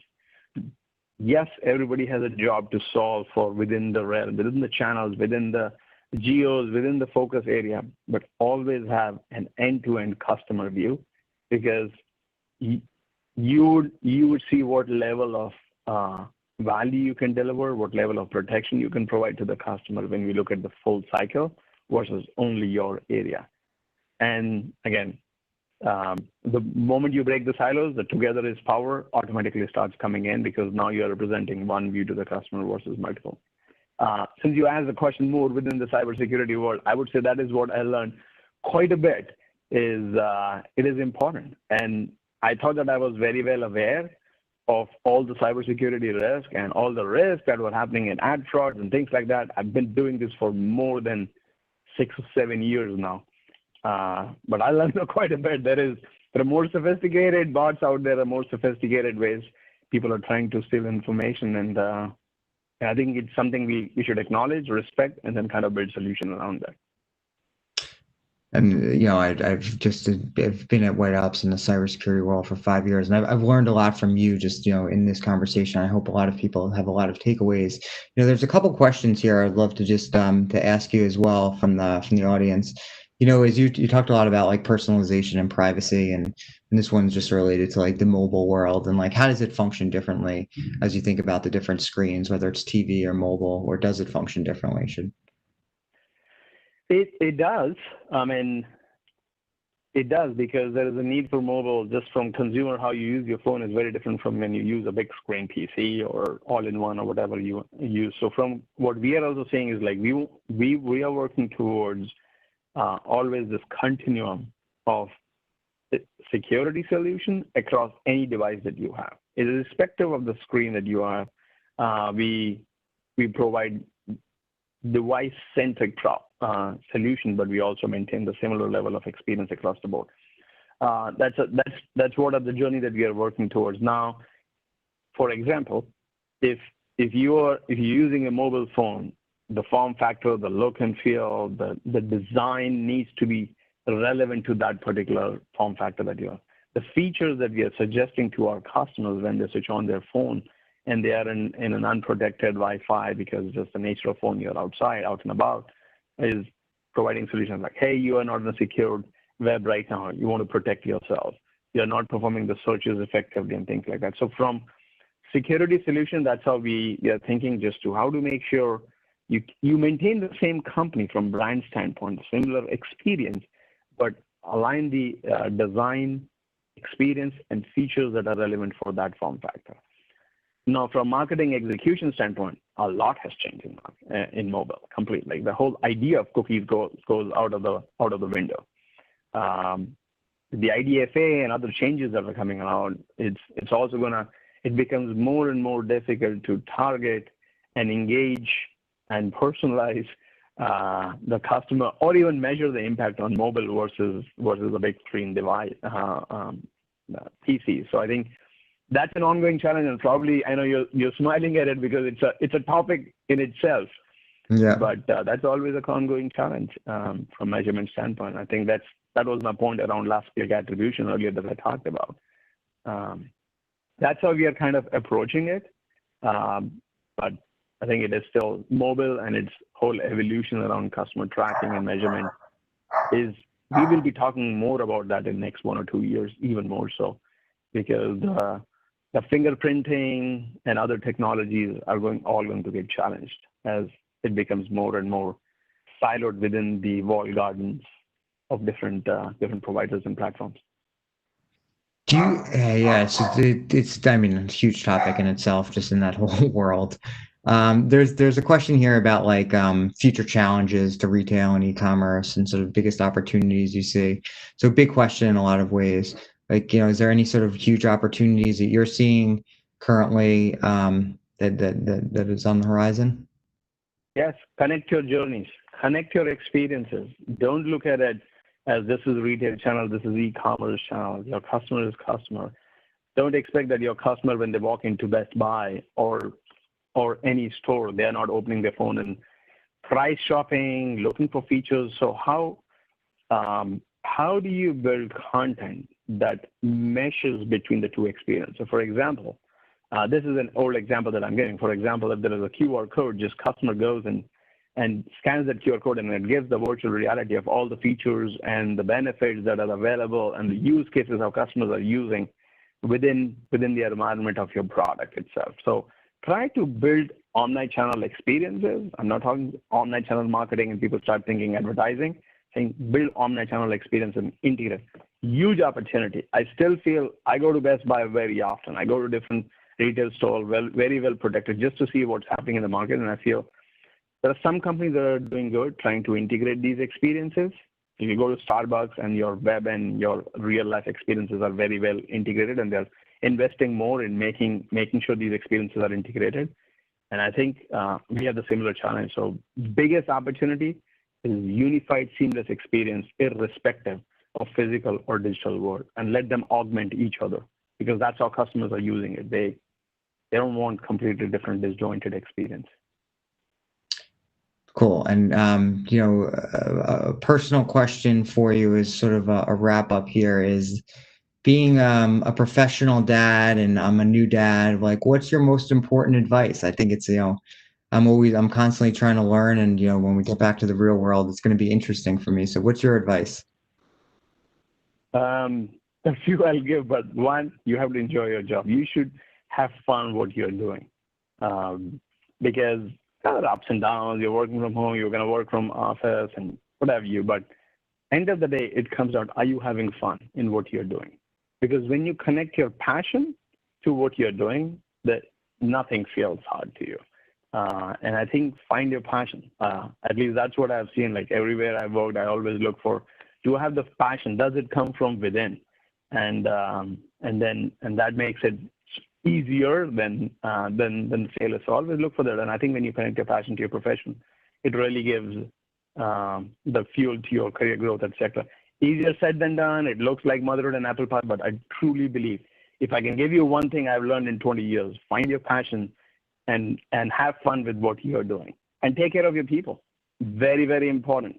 If all you can do is add value to the people who are working, and you can help facilitate the growth of their career and the personal journey that they want to take, there's nothing more satisfying when you look back in your experience that, yeah, I made a difference there. And that's what I would advise. And enjoy. You said you're a recent dad. Enjoy this time. This is beautiful. Don't blink. Take a lot of pictures and have fun. It's a gift. I love it. It's been great, and I really enjoyed this conversation, and I hope others did as well. And Jason, we have you back on here. Yeah, I'm Right. back. Gentlemen, that was amazing. There was so much, phenomenal content. Feel like this panel, well, this session could, I think, gone on all day. And Mark, you are absolutely phenomenal and perfect person to lead this discussion. Sachin, I don't know where you even start with all of the work and how you go about driving your marketing team. I know you obviously have some phenomenal people there, but it's just amazing to hear about the world of cybersecurity is like, even with voting coming up and it's just so on people's minds that it couldn't be a better time to talk about this. So I'm really happy we were able to do so. I had one question. Don't want to drag this on too long because we want to bring up our next panel. But I was wondering if a company like McAfee that has so many different constituents, right? You have elderly people, you have parents, you have Gen Z, young professionals. Can you take anything out of the playbook of the wireless carriers that have utilized a whole family bundling and different types of product opportunities to really drive that long-term value? Because it seems that there are definitely some similarities. There are, and without disclosing too much, I would say our approach has always been is transitioning from device-centric to household, home, personal, family protection. And I think one thing that telecom providers have done a phenomenal job is changing that conversation. Hey, I want to protect my iPhone, or I want to protect my Nokia, this device, to how do I protect my family? How do I give connectivity to my family? And I think that's the direction we are going as well. I feel a lot of companies are adopting and going in that direction. And I think it's a good trend. And we think and obsess about that. What does that mean? How do we make sure the spectrum of the segments that you talked about, the personas that you talked about, how are we relevant? How is this driving well with Gen Zs, at the same time relevant for elders or seniors or working parents and things like that? So we feel that we have a pretty solid product that we are working towards, and there is more exciting announcements and work that you will hear from McAfee on that. But it's a great question. It's a very insightful question that you asked, and I think it's something that we obsess over the period of time, because it's hard. It's easier said, and easier received. But yeah, it makes sense. But to get to that and getting to the right optimal place requires a lot of thinking, research, and a lot of testing, which is where we're in right now. Well, thank you for bringing your insights and your enthusiasm to our session today. Mark, thank you so much. What a great job, and I appreciate it. Thank you, and thanks to the entire McAfee organization for really playing a role in helping us create our content here. So thank you, and we're going to move now. Thank you for You're welcome. Thank you for the opportunity, and I will just say, enjoy the day. You have lined up a really good panel, and I'm excited and looking forward to it. So thank you to Brand Innovator for doing this. We really appreciate it. Thank you, Sachin. Okay, that was terrific. So much information. I took so many notes. I'm going to have to go back and clean them up after the session here. So now we're going to move on to our next session, which is really an awesome lineup. And this time we're going to do a multi-brand panel. For this session, I'd like to first introduce Rebecca Traverso. She's the VP of Marketing at ThirdLove. Rebecca has a really impressive background across both brand and agency side. 20 years of experience successfully in development of brand and growth strategies, digital transformation, data-driven marketing, communications planning, performance media for global and direct-to-consumer brands, including Calvin Klein, P&G's Gillette franchise, J&J, Verizon Wireless, and Burger King. Rebecca, welcome. Thank you. I'd like to also welcome in Paul Elliott, who's the head of growth from Adams. And Paul's experience really centers around developing strategy on launch and early growth for venture-backed startups with a focus on e-commerce. Paul, welcome to the stage. And then lastly, we have Jenna Tannenbaum, who's the head of growth marketing from Who Gives a Crap. I told you would all give a crap by the middle of this day, so now it's our time. And Who Gives a Crap sells good-looking, environmentally friendly toilet paper, paper towels, and tissues, and they donate 50% of their profits to help build toilets for those in need. I mean, amazing. I can't wait to hear more about that. And this session is going to be led by Rob Gregory, the president of sales and marketing from JellySmack. So Rob, welcome aboard. Do we have you already here? Hello, hello. We do. Fantastic. Hey, Rob, good to see you again. And good to see you. Thank you for okay. Yep. Thank you for leading this panel. I look forward to hearing what JellySmack is all about. Terrific. Hi, guys. Everybody hear me okay? Good. So welcome. I've been really excited about this panel since yesterday. And I, for one, deeply give a crap about this panel and these three companies. And we have a really great group with Jenna, Rebecca, and Paul. I'm just going to do a 2-minute public service announcement for JellySmack. JellySmack is a school of jellyfish. So the name of our company is a metaphor for how communities form on social media. And we have essentially 3 parts to our business. We're a social media publisher, social first and social only, and we're across a bunch of verticals: beauty, gaming, sports, wellness. You may know us for channels like Beauty Hacks and Gameology and Oh My Goal. And we use some pretty sophisticated data-led insight and AI and pattern recognition to build those communities, those schools of jellyfish, if you'll stay with the metaphor. Second thing we do is we work with best-in-class creators on YouTube, and we use our tech and our know-how to expand their audiences and their monetization strategy beyond YouTube. So we take them onto Facebook and Snapchat and platforms like that. And the third thing we do is put those first two together and work with performance marketers.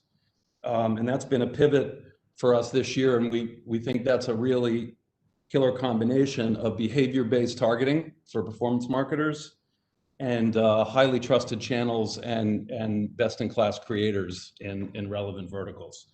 So that is JellySmack. And what, in terms of format, what I thought we would do is, first of all, just talk 2 minutes about the name of the panel. On our kickoff call together, we all pretty much agreed that growth marketing, growth hacking, performance marketing are generally the same thing and used generally interchangeably. And that all of this encompasses, obviously tools like measurement, A/B testing, multivariate testing, data-led insights, SEO, email, social media algorithms, data-led creative strategies, customer retention, best practices, and all of those things. And maybe more importantly, when you talk about growth marketing, growth hacking, performance marketing, it's increasingly a way of thinking, right? And not to be corny about it, but it is almost a bit of a philosophy of of a hacking mentality, and that involves things like thinking one-to-one versus one-to-many. It involves things like hypothesis and experimentation and that mindset, the agility and flexibility around the fickleness of consumers and how quickly they change. Iterative learning from mistakes, right? From failure, and the sort of fearlessness that comes from this, this test and learn mentality. And this is something that no longer applies just to direct marketers or D2C marketers, but to all marketers, and to even to big brands, middle-sized brands, and small brands, and all of this has been sped up and accelerated by the events of this year. So what I thought I would do is ask each of you, maybe we'll go in alphabetical order. Paul, Rebecca, Jenna, to kick off and ask each of you to give the elevator pitch on your company. It's that, all three of these companies are truly purpose-driven, and that's something everybody talks about now, but not everybody walks the walk. And you three guys truly do. So maybe if each of you could just do 5 minutes or so on, let's do a combination of what attracted you to the company, the elevator pitch on what you do and how you do it, and then a little bit on your reason for being and your purpose. And Paul, I guess if we could start with you, that would be great. Sure. Yeah. So Paul, head of growth at Adams Shoes. If you're aware of Adams, super product first company. Thanks to our founders, Waqas and Sidra. They really have an incredible story of coming from a very small town in Pakistan, looking at the artisans on the street who were putting together these Pakistani shoes and thinking about how they might start their own business. They didn't even have an internet connection until 2006. Pretty incredible. They started, this is actually their second shoe company. They started a company called Markor that made these like traditional Pakistani shoes. They applied to Y Combinator, which is a startup accelerator. And they were accepted and came to the US, and one thing led to another. They, when they were thinking about starting a new company, they were thinking about how can we build a shoe that people want to wear every single day and that people really love to put on, and they love to, when you think about the things that you use every day, you kind of have this relationship with those things. And so would there be one shoe that we could create that would do that? And so that's kind of the impetus for Adams. And Adams kind of refers to like going to the molecular level of the product. When you look at the shoe, it's very nondescript. There's not branding. It's very simple, but there's a lot of features that go into it, and those are kind of unseen, but they're really thoughtful in terms of the design. And I think what led me to Adams was kind of seeing that product, seeing how simple it was. You look at the shoe market, there's a lot going on, but I felt like it was something that people would be looking for, and so far so good. And I think overall, like aside from shoes, the mentality is that, again, like how can we make products that people want to use every single day? With COVID happening, we started making masks. We've had some good success with that. Just a really useful, comfortable mask. So that's kind of where we are, and that's how the brand started, and I think that's about it. That's fascinating. How long did it take you to pivot into making and marketing masks from when the pandemic really settled in to when you got through the supply chain and the manufacturing and actually got product on the market? So relatively quickly. I think a lot of people had a lot of trouble with this. Thankfully, our shoes are handmade in Busan, South Korea. If you recall, South Korea was one of the first places that there was an outbreak. And so I think, it was about a month until we actually had the product on US soil. But in terms of production, it was pretty quick for those guys over there to turn around and switch gears and move into that. And so, yeah, I think having that connection to South Korea helped us like really get ahead of things with the masks. Right. I would imagine just one other quick follow-up question, then we'll jump to Rebecca. I would imagine one of the most challenging things about your space is that it is, while it's really vibrant, and there's just a wealth of fantastic products in the, shoe category in D2C. It's also super crowded, and you guys are pure D2C, right? There's no bricks and mortar. So is that one of the best things and one of the most challenging things at the same time? It is. I think two things. I mean, it's very challenging when you think about growth marketing and advertising. You have a shoe that's really pretty nondescript in terms of like how it looks visually. So it's a crowded category, and you've got to think about how to differentiate. And I think we've done a really good job with community. The founders have really stressed that, and we've got a great community around the product. But also, it's really as far as like the growth strategy goes, is how can we get people to physically put these shoes on their feet, and that's where you really feel the difference. And so that's kind of how we think about advertising, and it's a little bit more of like a consideration cycle, but with the community and people having really positive feedback, it's been really helpful for that. So right. We're going to come back to community and talk about that more in a minute. That's awesome. So Rebecca, you and I have talked before about Third Love. Nice to see you again. Nice to see you. Tell us about the company and the name and your reason for being on the planet. Hi everyone, I'm Rebecca. I am the VP of Marketing at Third Love. Third Love is a DTC brand that is disrupting the women's intimates category. We are a brand founded by women for women. We focus on diversity, not just in ethnicity, but in all shapes, sizes, and age groups, as well as inclusivity as it relates to sizing. We are the only brand that offers half cup sizes, which is critical for all women to be able to get their best fit, optimal comfort, and great quality products at a very affordable price. So I lead up all growth, lifecycle retention, and site marketing, as well as data science and analytics at the brand. Prior to Third Love, I was at Calvin Klein for a little over 5 years, leading up their global omni-media marketing and fashion innovation. And I'm just excited to be here. It's great to see you again, Rob.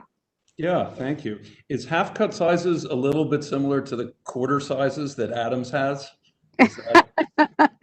Pretty much. It just makes sure that you get your optimal fit. I mean, 70% of women out there are wearing the wrong bra size, and hence the name of the brand being Third Love, right? There's always this, what's been marketed in the category to date has been like you're either extremely sexy and not really comfortable in your products, or you have a very comfortable bra, but it's not very sexy.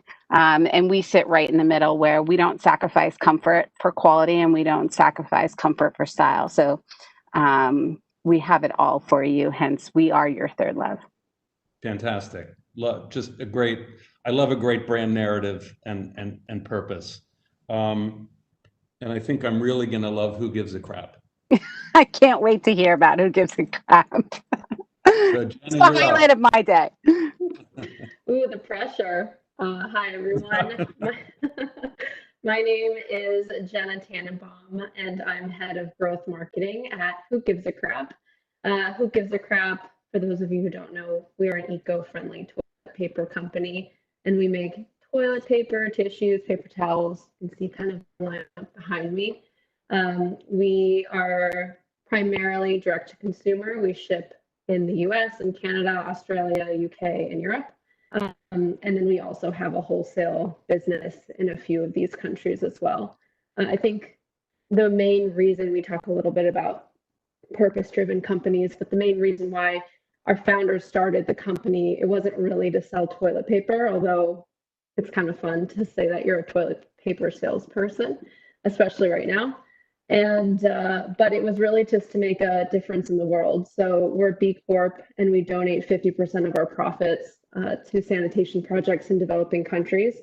And I really like to put, we're growth marketers, so we like to put some numbers behind this. And to date, we've donated over $5.8 million, US dollars to these types of charities. So we're really trying to make a big impact, not only in the environment, but also, there's 2 billion people in the world that don't have access to a safe place to go to the bathroom. And when you don't have a safe place to go to the bathroom, things like your drinking water gets contaminated, and there's a lot of preventable diseases that that you can prevent by just having a safe place to go.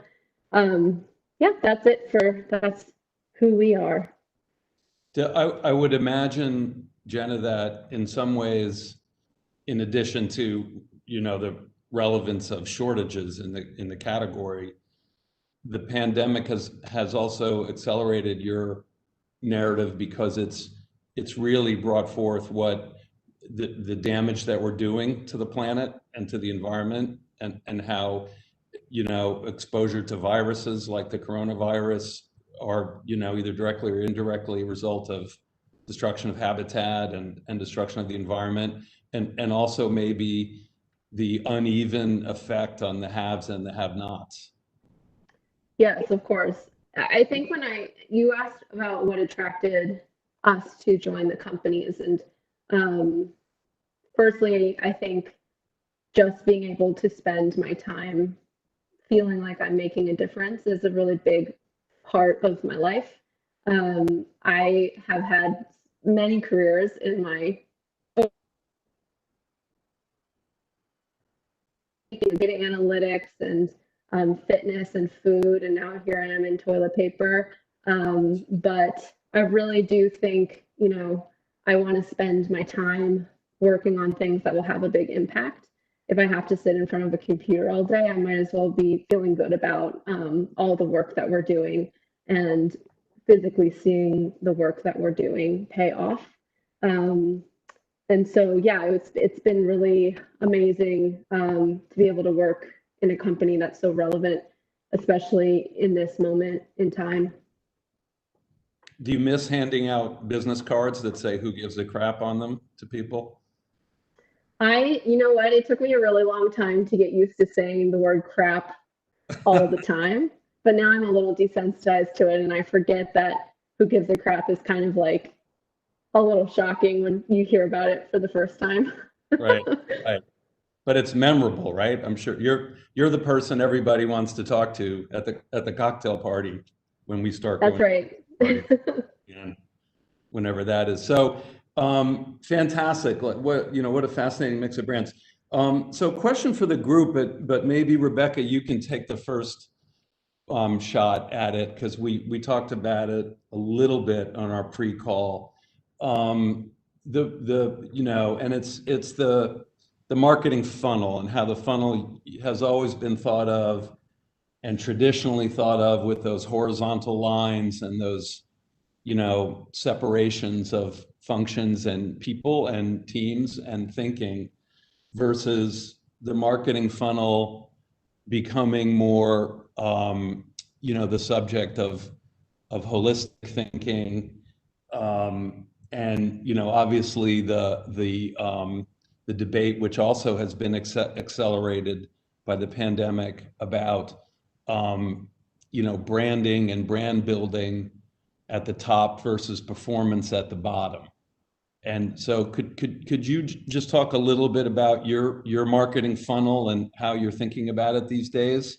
And we'll start with Rebecca, and then go to Paul and Jenna. Yeah, absolutely. I think, I'm sure many brands just like us, started out thinking 2020 was going to be that year of growth, exponential growth, right? And looking at the marketing funnel much more holistic and integrated, right? And not just so much focused on performance, right? And trying to get people, at the top of the funnel through your brand journey. But that journey is not so linear today, right? And especially, post-COVID, with a lot of consumer consumption habits and behaviors ultimately changing into not only the digital space, but things like streaming services, with CTV and OTT, and lack of new programming and production in linear TV. So everything has kind of been tossed on its head a little bit. So since COVID, we've pivoted. Obviously, we're still a startup, albeit a successful one. In order to preserve our runway and drive profitable contribution margin, we pivoted really quickly to being focused on performance marketing as our foundation that we could build upon. And I think now, 6 months in, we're seeing, at some point you're hitting a point of diminishing returns on scaling and driving volume and reach against the unique audiences. So now's that time to start thinking about the funnel quite differently. And it's not just about, throwing a lot of money into TV and hoping that, by generating, mass reach and awareness that people will ultimately want to go through your brand journey, but it's more about how do you make all of it, what is the interconnectivity between all those channels, and what is that singular kind of marketing black thread throughout, not only from a channel perspective, but a content and a messaging perspective in order to remain top of mind through each part of that journey. So that's what's keeping us up at night right now. I think we've done a great job on pivoting, but now we're looking at what's next and what are those innovative opportunities that we could leverage to drive scale and volume, get people started through the brand journey, but also efficiently, right? Which is quite the challenge when you're not looking at performance marketing tactics, right? Because you can't optimize TV or even CTV and OTT at the same level you can on some things like social and display with CPA targets and stuff like that. So, right. I assume when you use the metaphor of the black thread, you mean it could be any colored thread. It's the thread that runs through the funnel, and so that if at any consumer touch point in that funnel, it's the same thread. Exactly. Right. Got it. Blue, pink, red, whatever you want to call it. Right. Okay. Yeah. You just black as okay. I just make black. I like black. I was wondering if black thread was a new thing yet another. All this new terminology. So, Paul, you want to take a shot at the old marketing funnel conversation?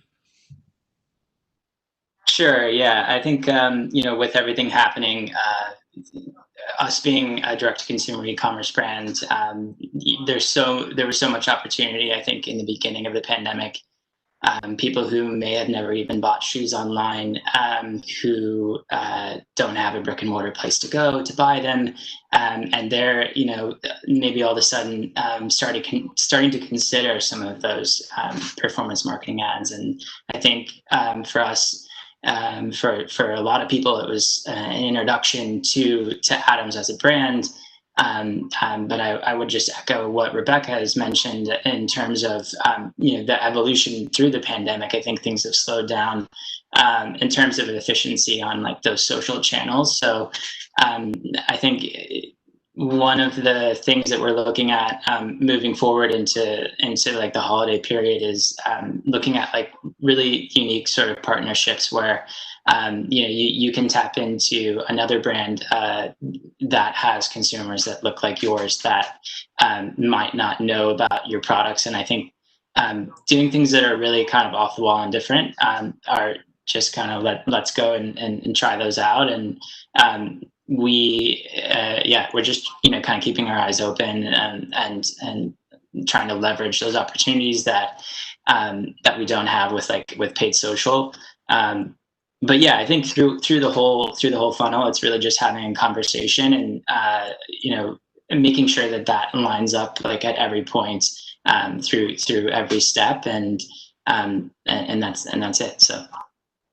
Can you comment specifically on any of the off the ball stuff or the potential partnerships? I can't comment on like exactly what's coming, but I do think like for us, the masks have been super helpful in terms of brand awareness. Right.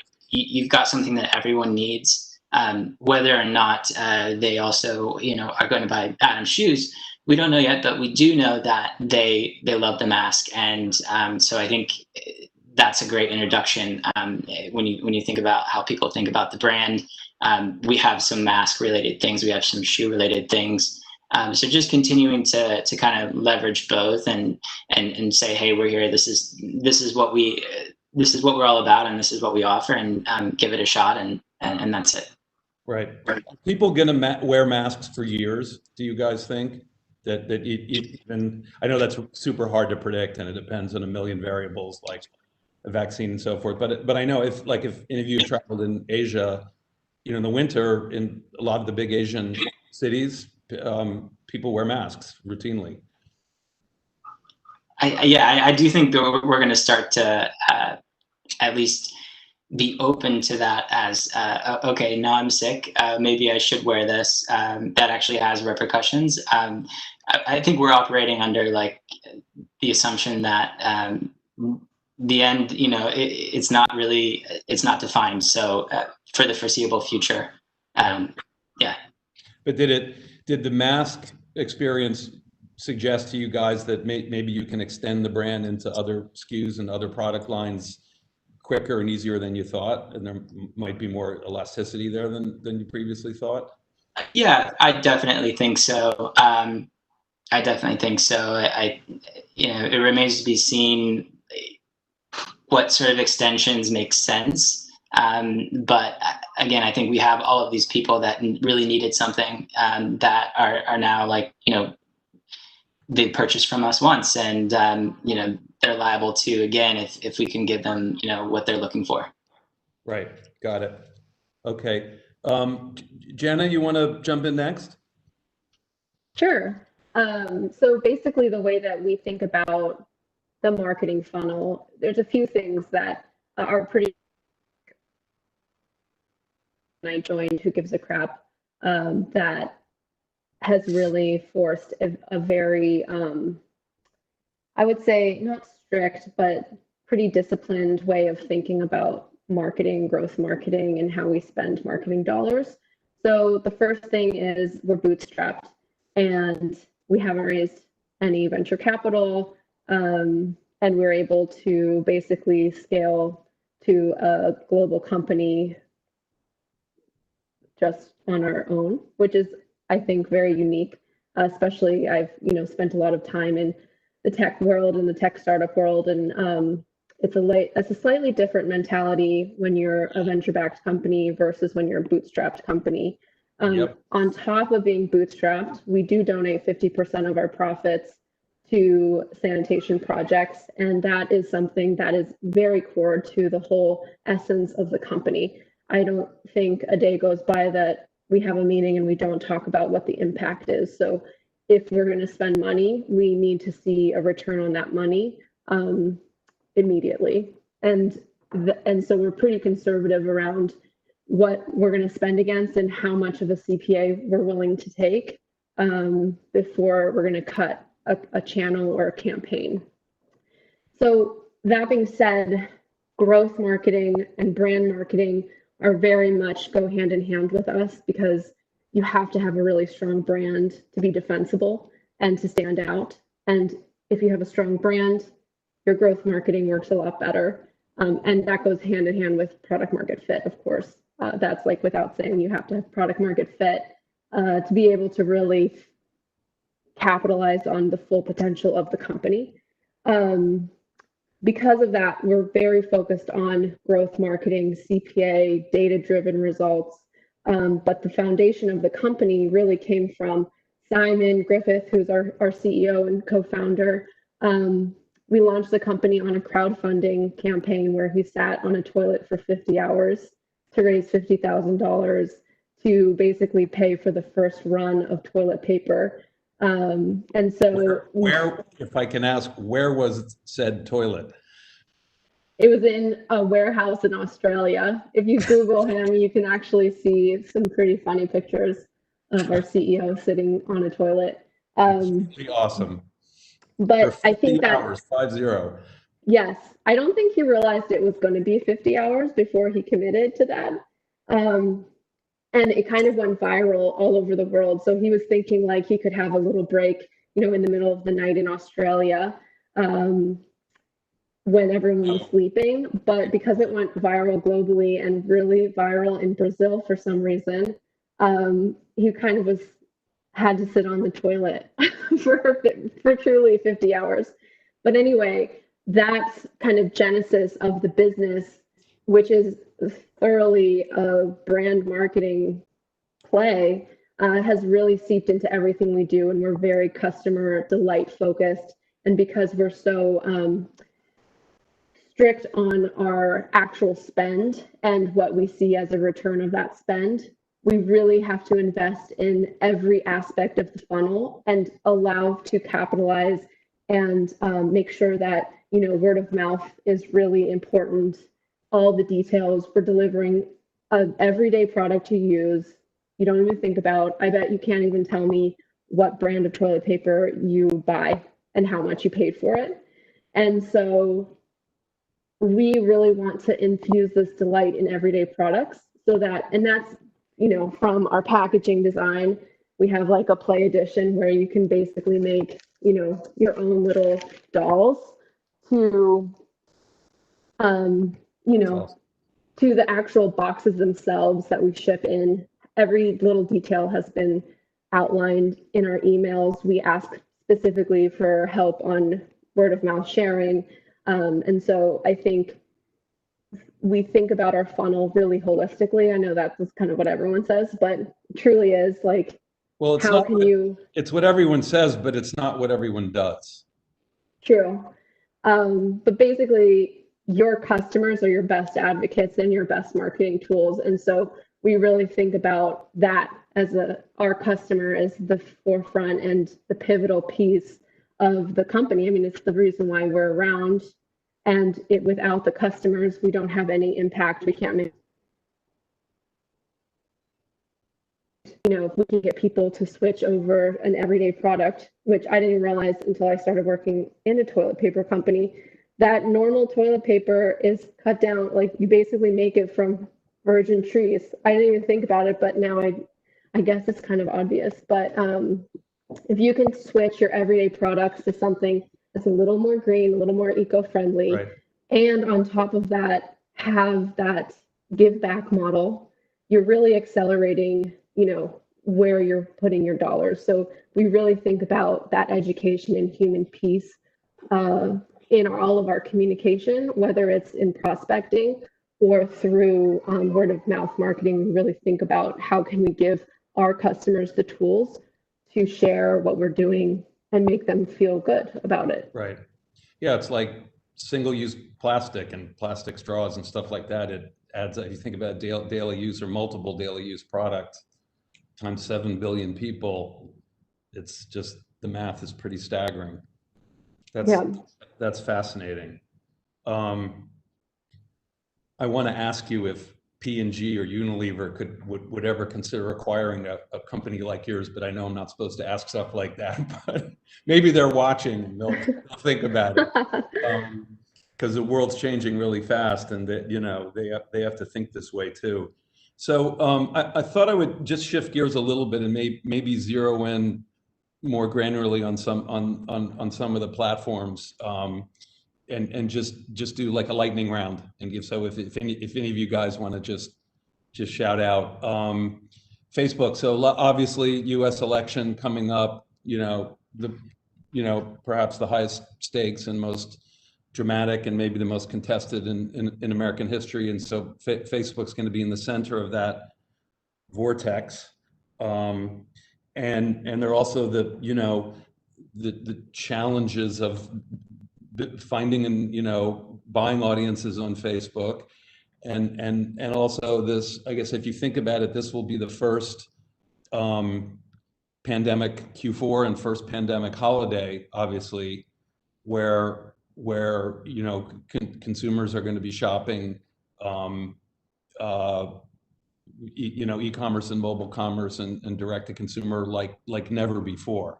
I mean, just my personal experience, the two main things I bought during the pandemic were a puppy and a bike.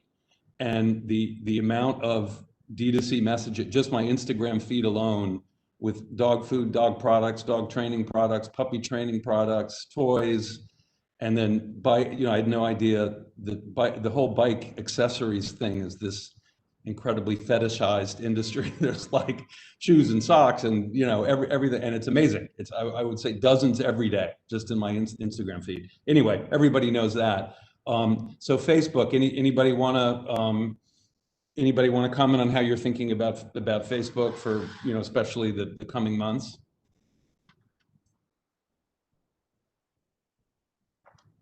Yeah, I think for us at Third Love, obviously our backbone is built on Facebook when we launched 8 years ago. So you can't deny the power of the platform for sure.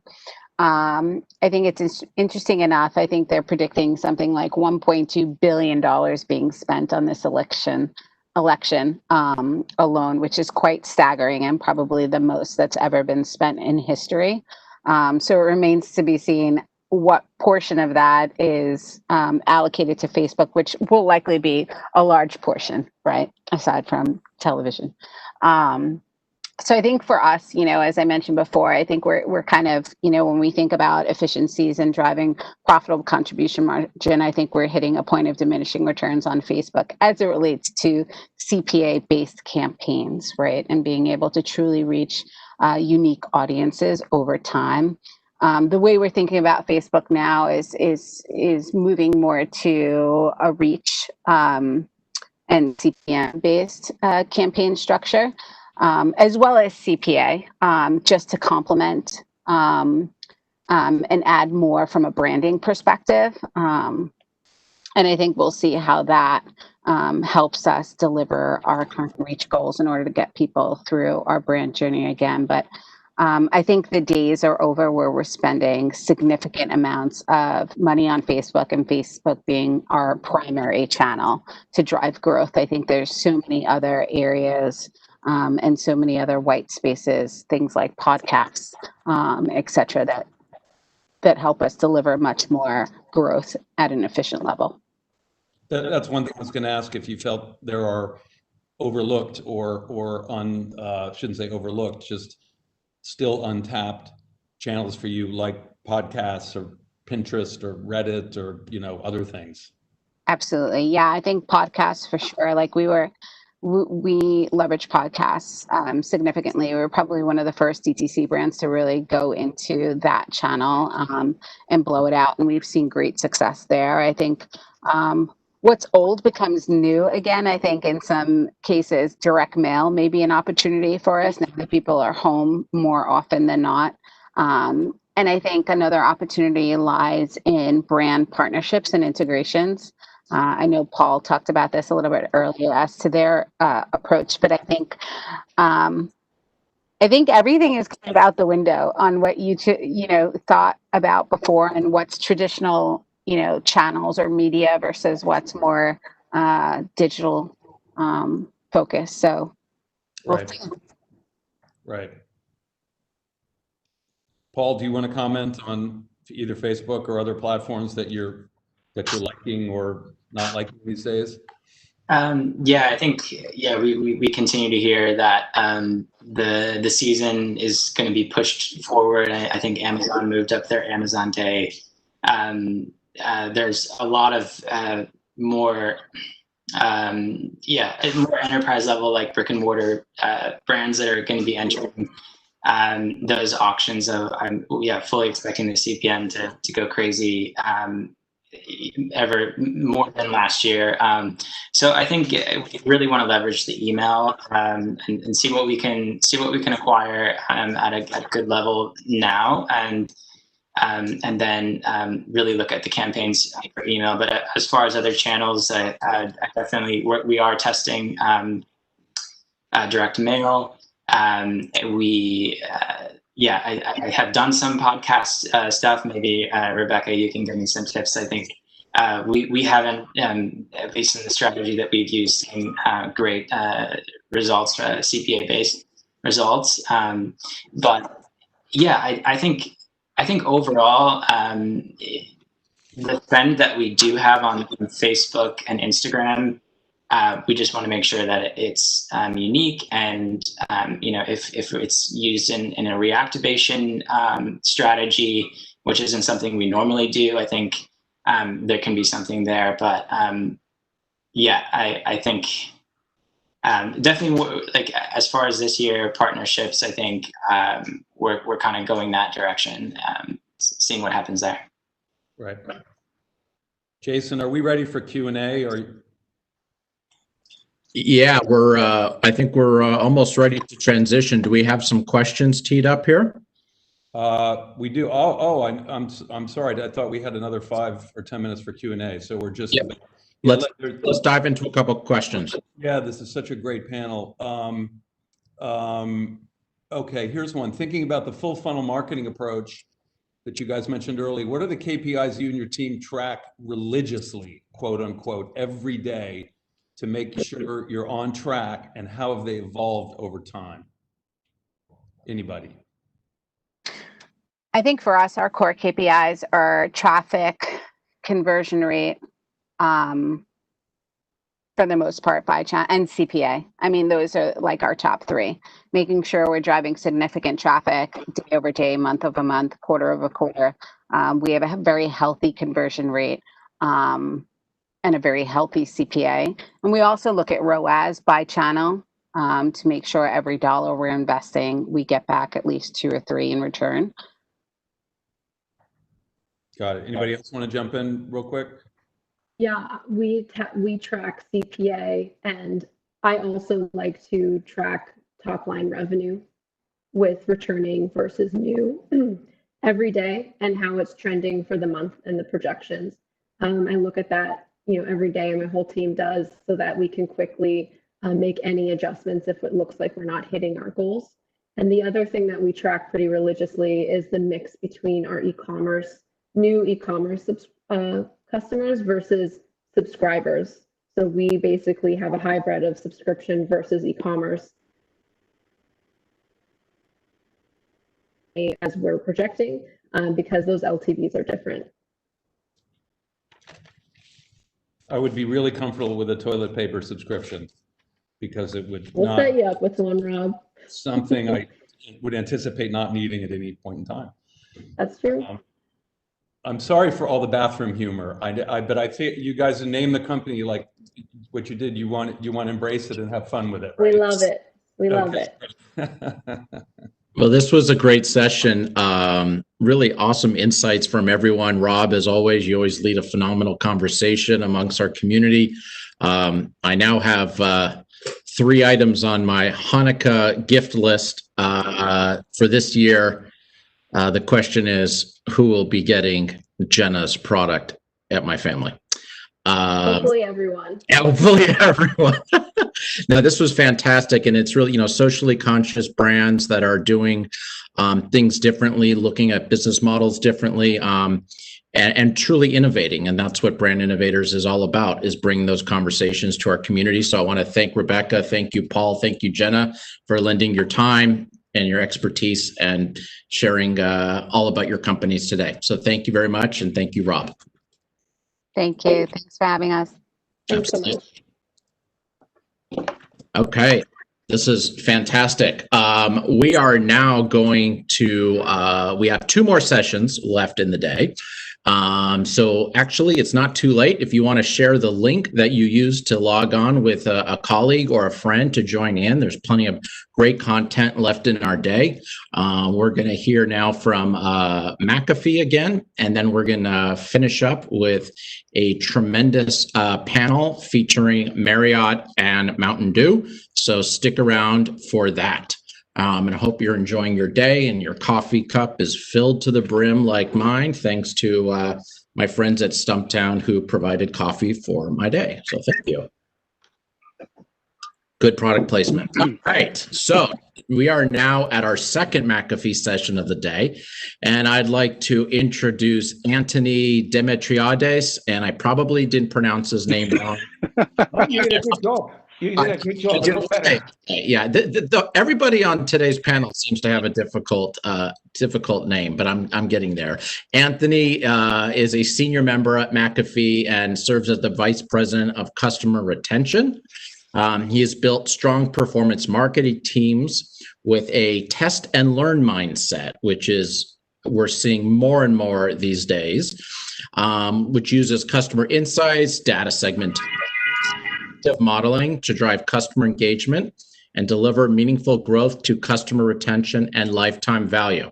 So very relevant, a nice addition to the former conversation with Sachin and Anthony. Thank you very much for being here. And our returning champ, you've seen him here many times, a musician and also has great taste in shoes. A little bit more of an inside joke today. But Jason Oates is with us. He's the Chief Business Officer for a very innovative company called Live Intent. Jason, the floor is yours. And Anthony, thank you so much for participating today. Thank you very much for having me. Well, thank you, Jason. And thank you to the broader team of Brand Innovators for putting this and many like events together and keeping us all connected during COVID. It's super helpful and gives us all something to look forward to. Just something real quick on Live Intent for those who haven't heard me say it probably 10 times. At Live Intent, we brought together the best advertising technology with the world's most powerful marketing engine, which is email. So we've created the largest logged in media channel outside of Facebook, Google, and Amazon in North America. So for small and large brands like Wayfair, Simply Safe, Thrive Cosmetics, Domino's, we make it possible for them to reach 290 million real people in North America as they consume email content. Now, this email content sent out by over 2,500 publishing brands like the New York Times, Wall Street Journal, Fanatics, Meredith, Condé Nast, the list goes on, every major holding company in the US. And since every ad is only ever served when an email is opened and images are turned on, we can verify that every impression is targeted and optimized to a real human being. So enough on Live Intent. You guys are here to listen to Anthony. I'm excited for our discussion today. And Anthony, let's start with a little bit of an icebreaker. If you could rent an RV and travel anywhere to throughout the US right now, where would you go and why? Great question. And maybe I should start a little bit differently rather than just dive in, maybe give a little bit of background because I think your question is very relevant to my background. So, all right. Well, firstly, great to meet everybody, even virtually. Thanks for having me on this summit. And I'm talking about my background because I come from Europe. So I've lived in small countries. One of them is Cyprus. That's where I grew up. And it was a very, you can go from end to end in it's like 120 miles. And my recent stint was living in Luxembourg, which is an even smaller country. I mean, you can go across the country within 2 hours of driving. So it's, we're talking about very small territories. So moving to the US is obviously, although I've traveled here many times, but living here is the first time. So where am I going with this? And going back to your question, Jason, if I was in an RV, obviously I wouldn't be in a very small place because I've had too many of those. So maybe my trip would be Highway 66. It's a little bit of a kind of a historical trail and a little bit of a thing for a lot of Europeans not having lived in the States. So, just thinking of a road that starts from, one part of the country and goes all the way to the other end, 2,500 miles of it, and all the historical landmarks that you see, you visit. This is stuff of the movies for us. It's not something that I've experienced. So it's that would definitely be the one I would go with. That's a great choice. I've had the pleasure of, I think, driving through almost, I'd say about 38 of the states, and I recommend it highly. So, not just one road trip, but maybe a couple while you're here. So thank you for that. So let's first off start by a little bit more information around your role, what you're responsible for, what you care about. Sure. So my title, I'll start with that, and then I can break that down a little bit. So, I'm head of consumer retention for McAfee. So Sachin gave a great kind of debrief of what McAfee is all about. And just to add to that, we're, for us who know the company, there's two main lines of business, I would call them. It's the B2C and the B2B, or what we just casually talk about, it's consumer and enterprise. So both myself and Sachin, we both work for the consumer business. And basically, my role in this context, it basically starts once a customer is acquired and becomes a paid subscriber, the move to retention. So the effort for me and my team from that point on is building a relationship with them to keep them loyal to McAfee. So maybe put it into perspective, what you heard from Sachin, he and his team are responsible for growing the top of the funnel for us. And my team's job is how do we retain those customers? How do we grow lifetime value?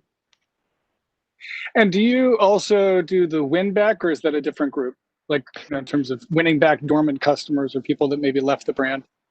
Yeah, so again, so win back is very much part of my team's remit, but obviously working with Sachin because some of these customers would be long gone, the ones who are more kind of earlier into their expiry flow.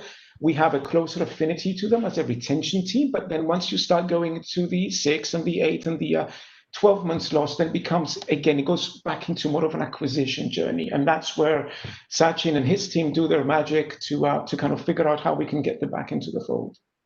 That's really smart. Now, a lot of our conversation today is going to be really focused on personalization.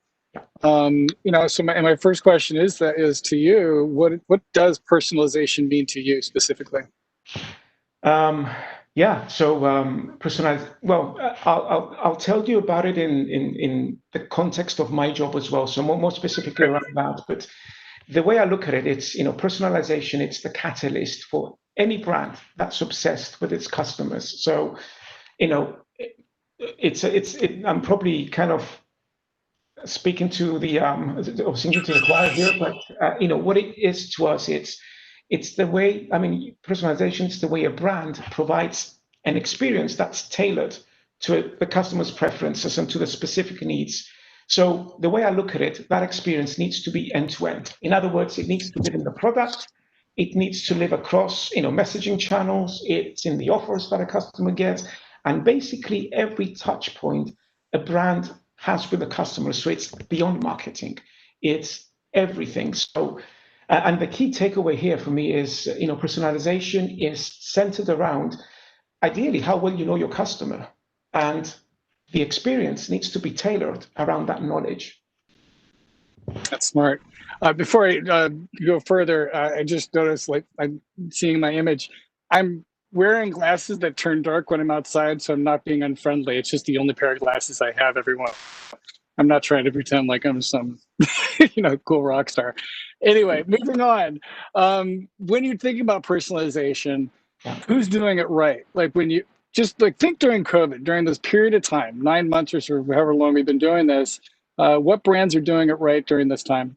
Yeah. So I'll tell you my experiences. So, if I look at across the spectrum, if I think of companies, more and more are getting better with personalization. The ones that can, come to my mind is obviously the likes, Amazon, Spotify, Netflix. And Netflix, I don't think they've done, or maybe they have, but, they haven't done anything specific during COVID. But during COVID, I became more connected to them because you spend a little bit more time at home. You kind of rediscover, content, titles that you had, you wanted to watch, you didn't. So it's kind of get me with Netflix. And I think that this company has done it really well. They've invested in personalizing the experience. And, for people like me that subscribe to them, you see it's in the product, it's in their content, it's in their messaging. They've kind of taken it end to end. And what I like about them specifically is they do a good job in using predictive algorithms, AI, and they make these recommendations which just kind of, reading about how they do it. They take into account behavioral data. So, for example, they take your viewing history, how you've rated titles. They take your own viewing behavior. So things like, your viewing preferences by time of day, which is quite smart. You may like to watch something romantic in the evening, something more action driven during the day. So they kind of take all that into account. They look at what devices you're using at what time of the day.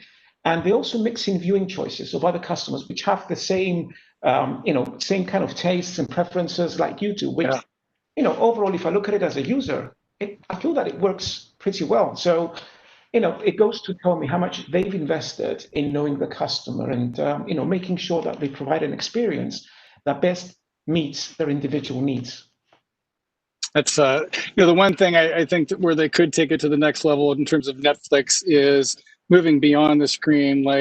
moving potentially whether it's into text or into email and making recommendations or curating a list of movies to watch or TV shows to watch based on your habits and things like that. So they are one of the best examples, but even they, I think, there's room for improvement. I'd say the company that I talk about is Fresh Direct. During COVID, everyone started moving over to delivery, and we had been using Fresh Direct for years, and I gotta say, they didn't miss a single delivery.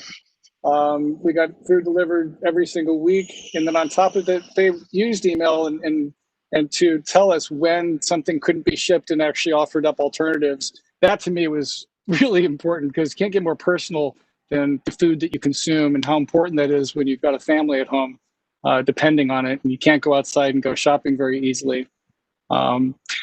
It's amazing. I mean, it's a great story, and it's a great story, because obviously they do a great job in personalizing and reaching out to the customer, but also how did they manage within the the hype of the pandemic to kind of pivot their offering, their proposition, and do what you've described. I'll give you a little bit of an example on our end as well. So we call ourselves customer obsessed. We desire to become customer obsessed. We're not there yet. We have all the right intentions. We have all the right motions. We are going to get there. But one of the things that we did, and again, just responding to COVID, just making, it was part of a plan, but we accelerated that plan. And what I'm talking about specifically is, when you buy a McAfee subscription, you get it. Let's just, typically it's a 1-year subscription, which entitles you to certain features, functionalities within the product. So the one thing that was always on the plan, and it kind of being worked at, was making VPN, virtual private network, available to a paying subscriber for free. So it's part of your entitlement. Why? Because obviously you want to feel safe, not just in your, in your home, but when you're on the go, on public Wi-Fi or, unsecure networks. So what we did was, within 6 weeks, we actually expedited, we rolled stuff out, and we made it available to our global user base. So they could actually at least give them an additional sense of protection during these times where people had to work from home, school from home, and just kind of being ahead of the curve a little bit and just looking after them a little bit more. So that's actually really cool. I didn't even know that you guys you did that. And making a pivot like that, was it hard to make that pivot so quickly? I know there's got to be some pretty good sized silos over there at McAfee. Moving like that, one of the biggest issues is just the bureaucracy in such a large organization.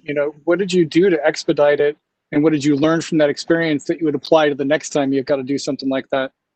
Yeah, I can tell you this initiative won the MVP award in the company because it was done in such a, what I would say, in such a just fast and rigorous motion. But it really talks to how people saw the importance, the significance of it, just having that customer obsessive mindset. It took a lot of weekends, long days for a lot of people across engineering, product, marketing, ops, legal, you name it. It was every major team involved to make it happen. And I mean, it's not just that. I mean, we're a company that's been around for like 30 years. So we've got platforms and technologies that have been working, and obviously doing these changes on systems that have been here for a while, it's not the most fastest turnaround. So yeah, it took a lot of effort from a lot of people. The result was amazing. In terms of learnings, obviously, it's amazing to see how people work together in times of need, such as this one, to deliver for the greater good. But it did help us kind of figure out as well, some of the things that we did to get this thing fast tracked.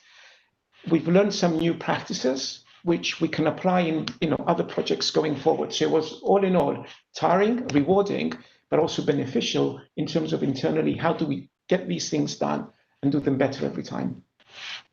I feel like you nailed it right out of the gate, because the best way of motivating a large organization through some major change, some sort of change management, is purpose. Yes. There was a unifying purpose. Never waste a good crisis to unify people. Yeah. it seems like you're really passionate about personalization, customer, journey. Like, where did this passion come from, and why are you so passionate about it? So for me, I am very passionate. So you're spot on. I mean, even from a previous life, in one of our competing companies, I wasn't in the same role. I was actually looking after. I was customer care and technical support. Not that I know technology in that respect, but it's more about the emotion of looking after your customers. So I've got a very deep passion for our customers, and what I do in McAfee as well, it's very customer centric, very customer obsessive. Why do I care about it, and why is it so important as well here in McAfee? So, McAfee is a subscription business. We offer memberships to security. So, as a subscription business, we care very much about building a relationship with our companies, which essentially and earns us the right to renew them, to upsell, to cross-sell. So it's we don't want to be one of those companies, those gym memberships where you've signed up, you forgot about it, you've never been to the gym, and it keeps going. I mean, we're a subscription business. We have these pitfalls, so we want to be aware of them, and we want to be working towards them. So how do we how do we earn that right to renew you and to upsell and to cross-sell is through you knowing and trusting the company and knowing who you're dealing with. But equally important, and Sachin touched on that before, we are a security provider. So customers look to us to protect what matters to them most. We're thinking of, if you think of the data, their privacy, their identity, their loved ones, everything they do online. So for us, it's super critical that we earn a spot as the trusted security provider. And to that extent, I mean, what we've done very recently is we've orchestrated lifecycle journeys, which are structured to, as you start your life with McAfee, these are structured to educate, to inspire, to empower, to support you at every step of your life cycle. And going back to personalization, what we've done, it's just the beginning. I mean, personalization will make this more intimate, and it will make it more relevant, and hopefully earn us that, trusted security provider status that we're looking for. And I mean, I thought about this earlier, but we can't think of anything more important right now during COVID than making sure that I can get on the internet, making sure that my systems and my devices are working well. My son is going to be freshman in college, or freshman in high school. His freshman experience can be totally different. Without being able to go online, there's no way. He can't go to the school. It's got 6,000 students, largest high school in North America, Brooklyn Tech. And the idea of him going to somewhere like that, with that many kids, however many show up, is just something we're not willing to chance at this point. So yeah, I can't think of anything more important than securing our devices and internet access. Jason, what you just said, it's so accurate. I mean, this is what we're hearing. I mean, we're all, those who are parents, we have the same concerns. People who are, those who have parents, in a more older age. I mean, how do they? Because everybody's online. I mean, how do they stay safe online? So it's across the board, and this is one of the things for me with McAfee. It's you get a sense of purpose. We're serving a very noble cause. You go to work and there's millions of people that depend on this company and other companies in our space, just keeping them safe, making sure that whatever they do online, they're being safe. They're being educated as to how to do so.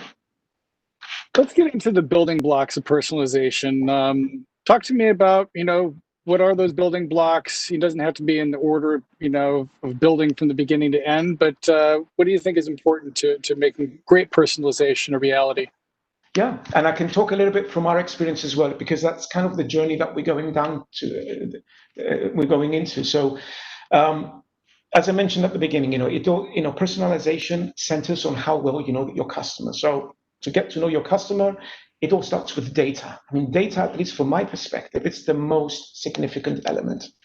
It's basically the fuel that feeds personalization, to put it simply. So if you have the data, then the next thing you need to develop, a robust segmentation strategy. So to do that and really to get rich segmentation, you need to incorporate attributes like demographics, if it's an online product, telemetry, attitudinal, psychographics, essentially create a 360 view of the customer. And with segmentation in place, then you use that to develop your customer personas that we then use for targeting. But again, what's kind of key to all this is you need to make sure you have the right technology in place. That technology needs to enable things like real-time data updates, dynamic content serving, omni-channel messaging, and integration, targeting, because you want to ensure that you are kind of practicing personalization across all the channels, consistently. And maybe the last stage, which doesn't start at the last stage, but it kind of starts from the beginning. But the one that you focus on at the end is you need to commit to an ongoing improvement, non-stop improvement. So, put in place an ongoing motion of test and learn. You drive continuous improvements and optimizations, because you don't do it once and you let it go. You need to keep iterating, and you need to remain relevant, and you need to remain intimate with your customers throughout their life cycle. You talked about personas, data segmentation, 360 view, persona work, and persona work is so important. A lot of people forget how important that is, not just for targeting, which I agree it's important, but messaging, knowing what, focusing on the challenges that actually emit maybe an emotional response from people, really focusing on what is important to this person, what is the language that we should be using. And the big challenge there is now you've got to get that messaging out across multiple different, devices, multiple different channels. Yeah. How the heck are you managing that messaging without doing it all manual? Yeah, so that's that is a great point. It's kind of where we're at. How are we? We need to figure that out. I mean, to your point, you got to make sure that your customers feel that personalization love across whatever channel they're on, whatever device they're on. It's got to be consistent, and it's got to be relevant. It's got to be relevant to the device you're on, the time of day, the stuff that's in your mind at that time. So, how do we do that? I think. And I don't think we've cracked it yet. It's something that we're working on. There's obviously a lot of technology out there, and there's a lot of providers that could probably live up to that. So I don't have an answer for it at this point, but it is the big problem we have to solve for, because otherwise, to your point, automation, you need to have automation. You need to be able to serve dynamic content, because otherwise you're back to manual, which is labor intensive, which it's very hard to maintain, let alone scale. So that is one key element to enable all this. Yeah, and I don't think anybody has figured out all this. So nobody I've ever talked to is tackled. How are they actually dealing with identity? How are they collecting and storing the data? How are they like? There's big holes in, I think, even the greatest organizations that are trying to do personalization. And then on top of that, all the changes with privacy and compliance on top of it. Yeah. Because without one view of the customer across all these platforms, you're going to be treating your very best customers like strangers. And if you can't identify, all right, who is this person on this platform, none of that messaging, none of the targeting is going to do any good. So don't feel bad about not figuring it out, because everybody's trying to figure that out. We talked about the certain data in our prep call. What sort of data are you most interested in learning about consumers? Do you ask it all up front, or are you asking over time to develop that relationship? Talk to me about that. I think it's a bit of both, because, being a subscription business, I mean, data gathering itself is a journey, just like a subscription is. So, the earlier you are in the life cycle, the fewer data points you have to work with. And, at the outset, just kind of what we would typically have, you've got your basic essentials. You've got geographic data, for example. You've got product info. You've got some billing info, and maybe some demographic data as well. But then over time, as the customers engage more with the product, then we start collecting telemetry. We start collecting behavioral data. They would have probably spoken to support, so we've got some support data, device data, renewal payment data. So all that kind of starts building up, which then allows us to synthesize more elaborate segments, which then goes back to we become more accurate in how do we anticipate their needs, and then it feeds into the MarTech. How do we email? How do we show up? And how do we target, and so on. Right. Sachin mentioned, and I thought it was really smart. Someone's in a Starbucks or they're in an airport. And they're not using VPN, and they're just kind of joining the, taking the chance and logging into a public, service. Are you able to message people at that time? Is that just a pop-up? That seems like a really important data piece happening in real time. So reacting in real time. Talk to me a little bit about how you're trying to help people mitigate risk as they join or get onto sketchy public networks or do anything like that. Yeah. So I think there's two parts to this, and obviously the biggest role product. So the product needs to be smart enough, and it is, to warn you, to identify where you are, to show up and say, hey, click here, so that you can at least be more secure on whatever public network you're on. And we are evolving in that respect. I mean, we're doing what we need to be doing, but there's just so much more you can do from the product, to the extent that maybe there is a feature that just switches it on automatically whenever it detects that you're in public network. Some users may want to be able to control that, so you give the user choice. But it needs to be in a way that, again, going back to personalization, it could be a person that just wants to have it switch on automatically. You don't have to worry about it. You're protected. Somebody who's more kind of who wants to control it more, again, they would have the option to switch it on, switch it off, wherever they feel they're risky.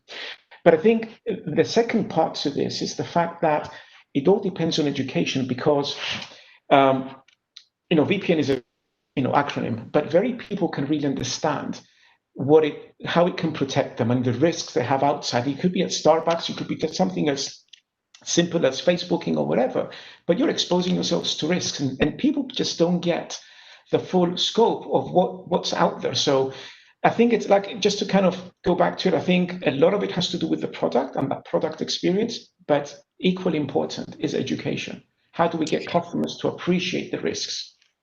Yeah, I mean, especially bad for the have-nots that are out there and the kids that are actually standing outside of a Dunkin' Donuts trying to log in so they can do actually their homework. It's the people that actually need the support and the safety the most that sometimes can't quite afford it. So it's pretty wonderful that you're making it more affordable, VPN, things like that. But, something that I think a lot of people have to think about. A lot of these kids don't have great online access at home. So, hopefully companies will step up and maybe, help with that.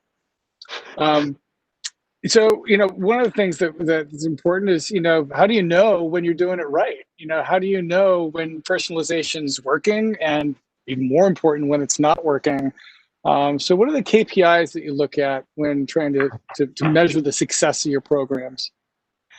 Yeah, that's a great point, because, whatever you do, I mean, retention being a journey. I mean, you could be doing stuff early in the journey and you only find out 9, 10, 12 months later when a customer renews. And those are the metrics at the top of the stack. In other words, retention rates, bookings, ASP, the price at which a customer renews, all that is kind of, the top metrics. But below that, we look at a number of, leading and lagging indicators, so which kind of feed into these metrics. So I'll give you an example, which hopefully will demonstrate the point. We are building predictive models that tell us which actions in the product, which actions that a customer can take in the product will lead to high retention. So, for example, if we see that a user adds another device to their security product, they add their security product to another device, to put it more accurately, or they run a specific product utility, and we see it creates more stickiness, and it has a more positive impact on retention downstream. And these are the types of tests that we're doing. So when we're personalizing the journey, we're aiming to positively impact those behaviors, to trigger them, because we know they're going to lead to better retention. So that's kind of the one thing that we look at in terms of, those leading indicators of retention. How do we stimulate? How do we trigger them? The other thing is, we measure how users react to our messaging at, key moments of truth, because it helps us understand how, positively or negatively, we're influencing a customer's intention to renew. So, we measure various data points depending on what tests we're running. It could be subscription opt-ins, opt-outs, refunds, the message performance itself, or the product engagement. I mean, all those, like I said, depending on the test, would be significant in us figuring out whether we are being successful or not. So I'm going to move into some of the questions, because my last panel, I got no questions, but this panel, or I'm getting a lot of questions. So I am just going to, I'm going to hit some of these. Okay. All right. So in your opinion, how does personalization in mobile marketing function differently, if at all, from how TV advertising does? For example, Taco Bell will run TV spot at night for breakfast. Are mobile triggers more now-based marketing, or are you using them for, like, alerts to think something for people to do something or think about things in the future? I think mobile is an integral part of personalization, because with personalization we want to get to the end user, but to the person, not just the end users overall. So, which is what TV does. TV does addresses an audience. The mobile is in your hand. So the more contextual we can be, the more relevant we can be. We will show up on your machine, and we can show up in our app, in the case of McAfee, or we can show up in messaging. So for me, if I look at the two kind of channels, I would look at mobile as being the more relevant one, and the one that can have a bigger impact on personalization. And people do give you, when people actually sign up, are they giving you the opportunity to market to them in email and in mobile? And is that changing over time? Are more people accepting both? We haven't been active on mobile yet. We're more active on email and in product, but I have to say that mobile is one channel that we are exploring quite actively, because mobile is more immediate. So, for example, and if I hope we have a little bit more time, but in the case of our business, we want to make sure that you are kept safe, you're protected. So if we know, for example, your subscription is about to expire and you haven't renewed, then we would look at mobile, for example, so that we can show up there, it's more immediate, and we can draw your attention. So I look at mobile as serving specific needs to stay closer to customers. Great. We talked about silos before, and I want to bring that back up because it is so important. It's critical. Like everybody talks about it. It used to be that silos were I think people thought they were necessary.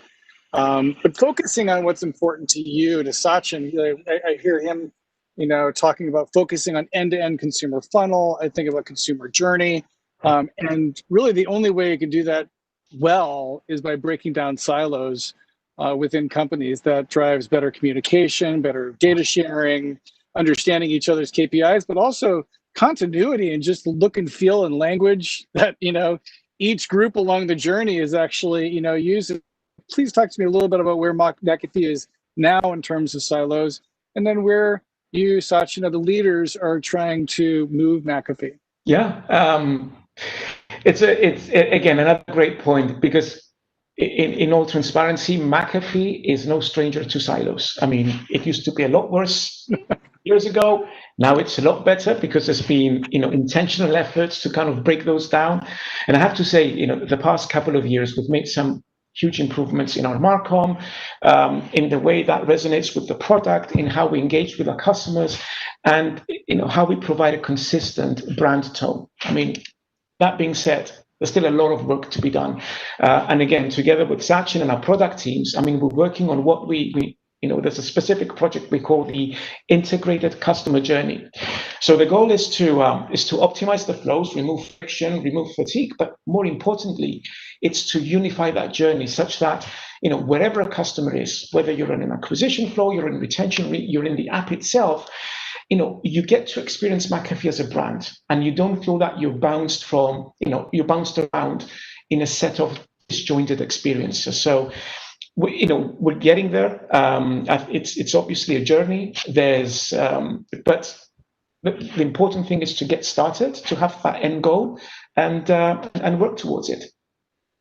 And I think back to your point, Jason, about as we're talking about the changes that are happening in in the privacy aspect with with the cookie situation, that in itself now creates I would say, a barrier or another hurdle that we have to overcome, because that creates silos. So that wouldn't help us much. So we got to figure that one out as well.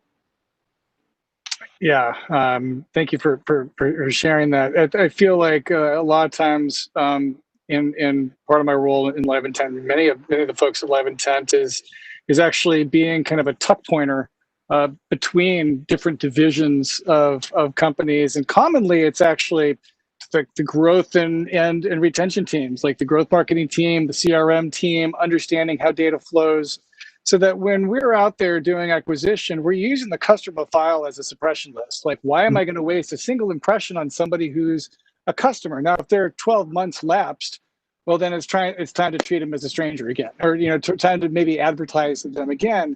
When they do become a new customer, then making sure that we've put them on the suppression list, and now only really talk about onboarding this new customer. No advertising. Maybe not even sharing what you share with the most loyal customer that's been with you for 10 years and uses all of your products. But in order to kind of make sure that you're following along that journey and helping them in that next step, everybody's got to communicate. And so, I think that's really going to be key to a lot of people's success. Absolutely. That is a super critical capability to have.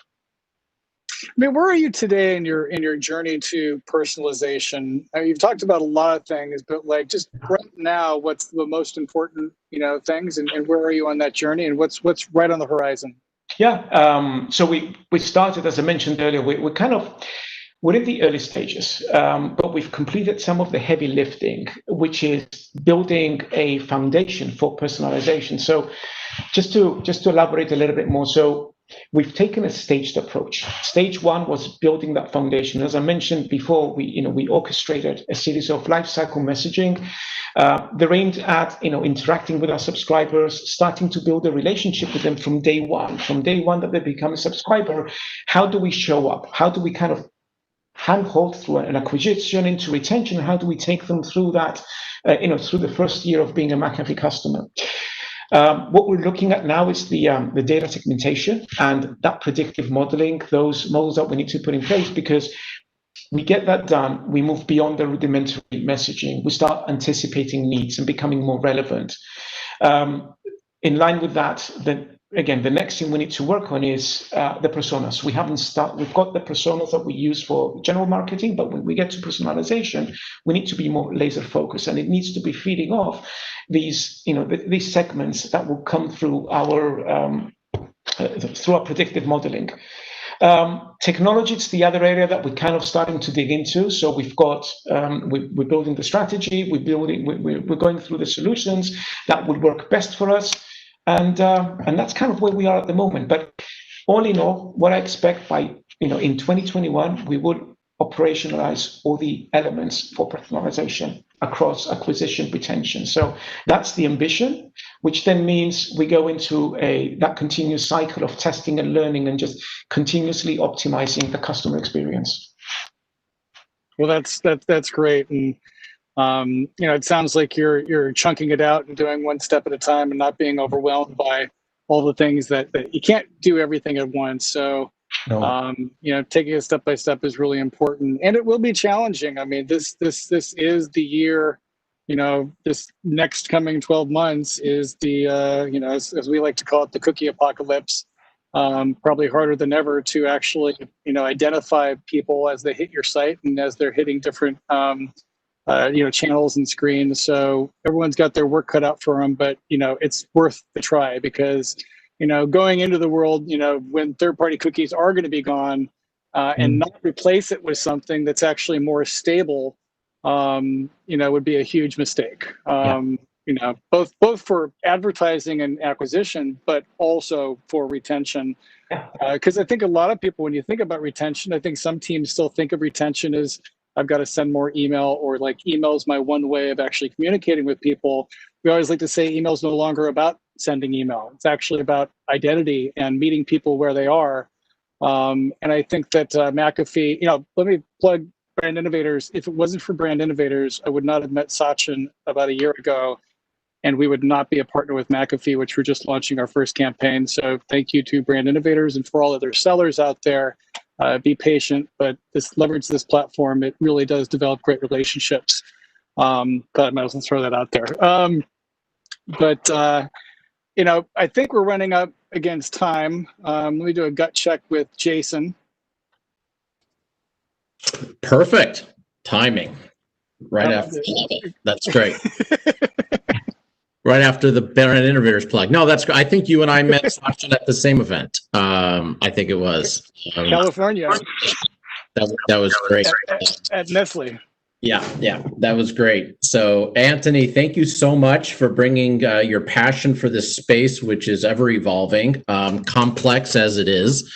And Jason, thank you very much for always moderating wonderful discussions. And I'm just excited that we could be able to touch upon these very relevant topics today. So, thank you, both of you. Thank you. Thank you so much. Okay. Have a great day. Take care now.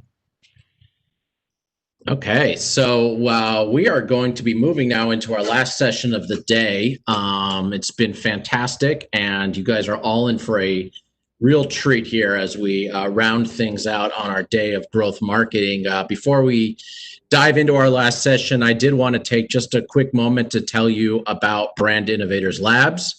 BI Labs is the in-house strategy and consulting group at Brand Innovators. And my team provides advisory services to over 200 senior marketers within our Brand Innovators community from across the country. Our team also manages our relationship with our Innovation Advisory Council, and we're so thankful for the amazing participation of our IAC. They bring a lot to the topics and the content and the conversation within our community. And as part of our concierge type offering at BI Labs, we keep marketers on top of the latest technologies, trends, solution providers, platforms, and tools that they can foster marketing innovation and business driving optimization across their marketing and advertising efforts. We are a real go-to resource, and we continue to love doing our jobs and keeping our marketers on point with what's new and what's next so they can do their jobs as best as possible. All right, our last session is here, and I would love to bring on two wonderful brand speaking guests and our moderator. To start, I would love to introduce Megan Garofalo. She is the Director of Social Marketing for Marriott International.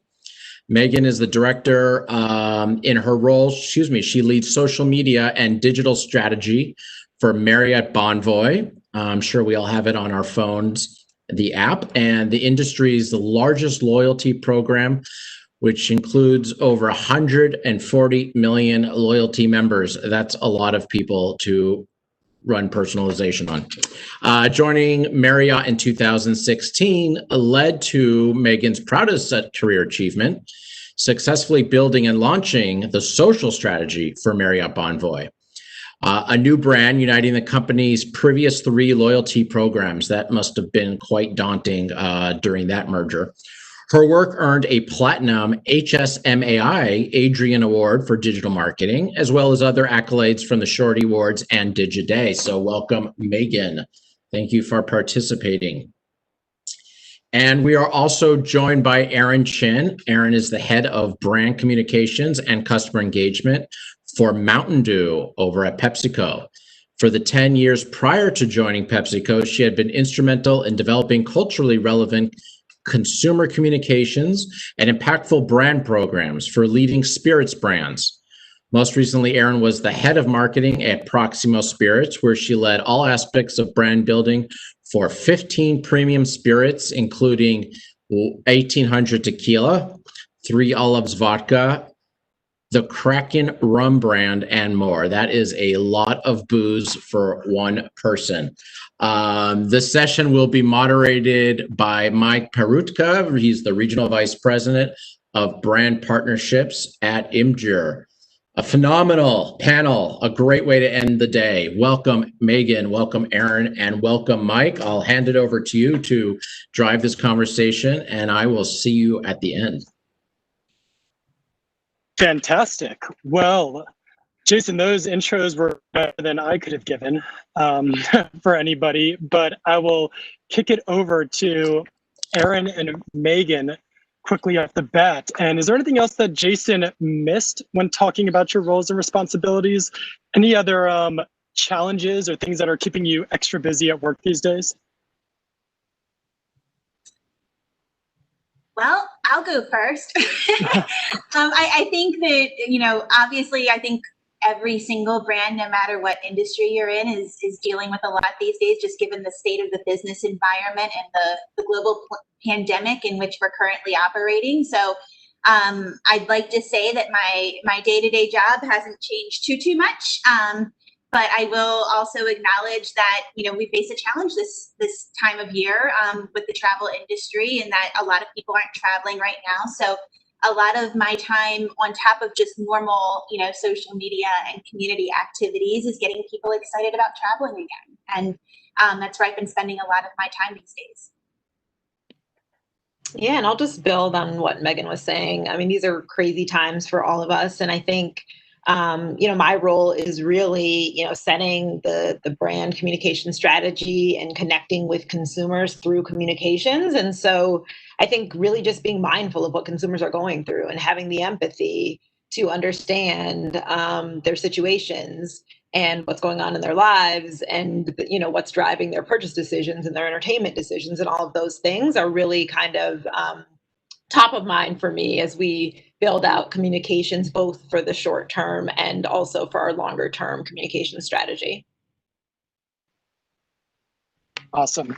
We both had the opportunity to chat yesterday, and what I found really interesting is you both often refer to your consumers as fans, people that were just ravenous and passionate about your two brands, and they're very different.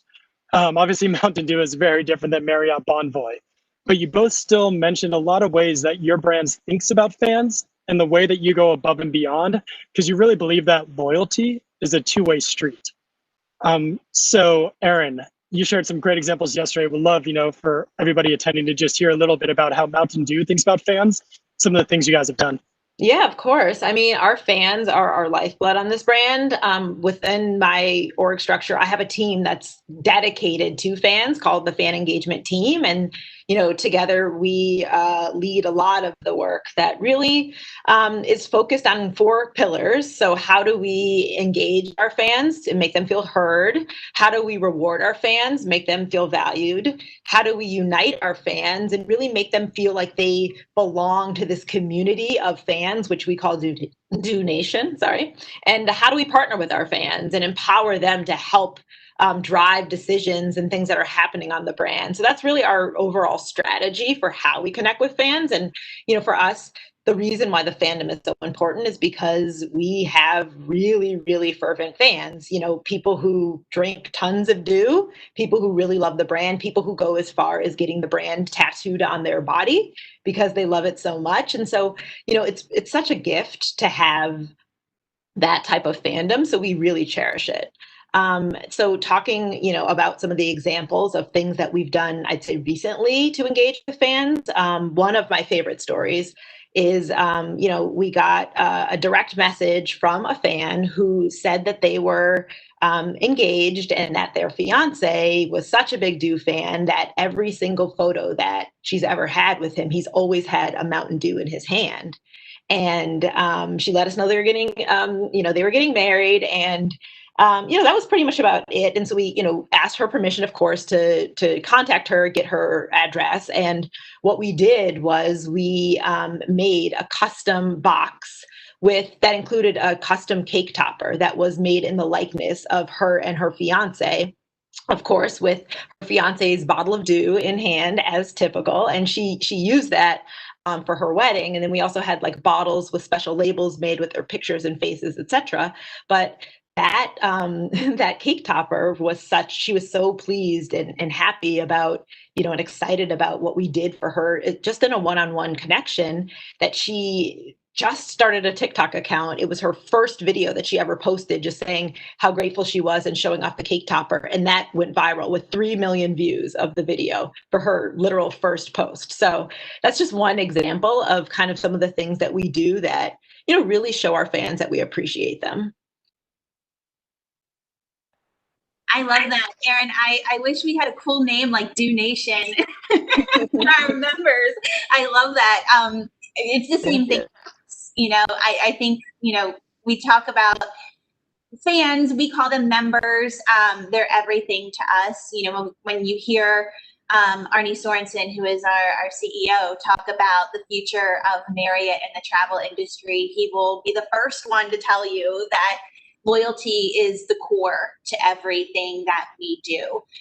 They're the heart of the Marriott Bonvoy program. And I always, like to think about the fact that some of our most loyal members, if you think about the different tiers in the loyalty program, our Ambassador Elite members are staying with us over 100 nights a year. More often than not, they are laying their head down to sleep in a Marriott bed, sometimes more often than their own home. And with that, that's a huge privilege. So when we think about how we interact with them, we really, really want to be just as loyal to them as what they are to us. And I think hospitality as an industry is at the core of that entire relationship. So when we think about what we do with our members, it's twofold, right? Because we are such a large company and we have so many, different hotels across the entire world. We have over 7,000 hotels. It starts with what is actually happening in our hotels and making our members feel special when they're there. So, like the obvious things like giving them suite upgrades, or if we know they're staying with us for a special occasion, sending, a cocktail to them if they're dining in one of our restaurants, or a special dessert or something like that. And if we know that a lot of times they stay with us for special occasions. So in one of our online communities earlier this week, we had a member talk about how she lives in Atlanta, and it is a tradition in her family that for every single one of their birthdays, they stay the night at the St. Regis in Atlanta. So when we hear things like that, the first thing that we're doing is sending a message to the hotel and saying, hey, this member is here staying for the evening. Is there something special you can do to really plus up their experience and make it even more memorable than what it already is? So I think that we already do that at the hotel and the property level. But then in terms of my day-to-day, we have a robust social listening platform, and we are listening all the time to hear how our members and guests are talking about us, whether they're currently staying with us or whether they're not, or whether they've either have a trip booked coming up or one where they may have just left the property. So we've had experiences where we've had members talk about how excited they are to come stay with us. And we do a little social sleuthing and find out what they like, what they don't like. There's a really fun story where a certain member was a big super fan of a male celebrity. I'll leave his name out of it. But the hotel went and got a photo of the celebrity, put it in a picture frame and put it at their bedside. And when she checked in, she lost her marbles. She was so excited. So those are the kinds of things that are super memorable and show that you're going the extra mile. The other day, a lot of our members right now aren't traveling in certain parts of the world, and I think in this country especially. And I was telling Mike yesterday that it's really interesting. It's the little things a lot of the time. So when you stay at a hotel, there's usually one or two pens sitting at the desk in the room, right? And we had a sports writer comment and say, oh my gosh, I miss my Weston pen. I miss getting those and swiping those from the room every single time I stayed with you all. So we went and got a bunch of pens and sent him his pens. And it's the littlest of things, but they really mean the world to our members. And that's what we really strive to do every day. That's all. I love both of those examples of what I call, surprise and delight. That really hits home for consumers. Something we talk a lot about at Imager. One of our most successful products is what we call our no ads day, where brands come in and they buy out every single ad on our platform, but then they don't run a single ad. And we do the consumer response through the roof because it's that surprise and delight. It's something unexpected that's making your day better. And it performs very well. Erin, quick question for you. It's when we talk about fandom, it's easy for me to understand with Marriott Bonvoy because people are spending thousands, if not tens of thousands of hours in these rooms, in these hotels. but how has Mountain Dew been able to drive just as passionate of a fan base for a product that's very different than Bonvoy? Is it some of your sponsorships, the things you guys support? What is it that kind of gets people excited about Mountain Dew? Yeah, I mean, I think it's a lot of different things, Michael.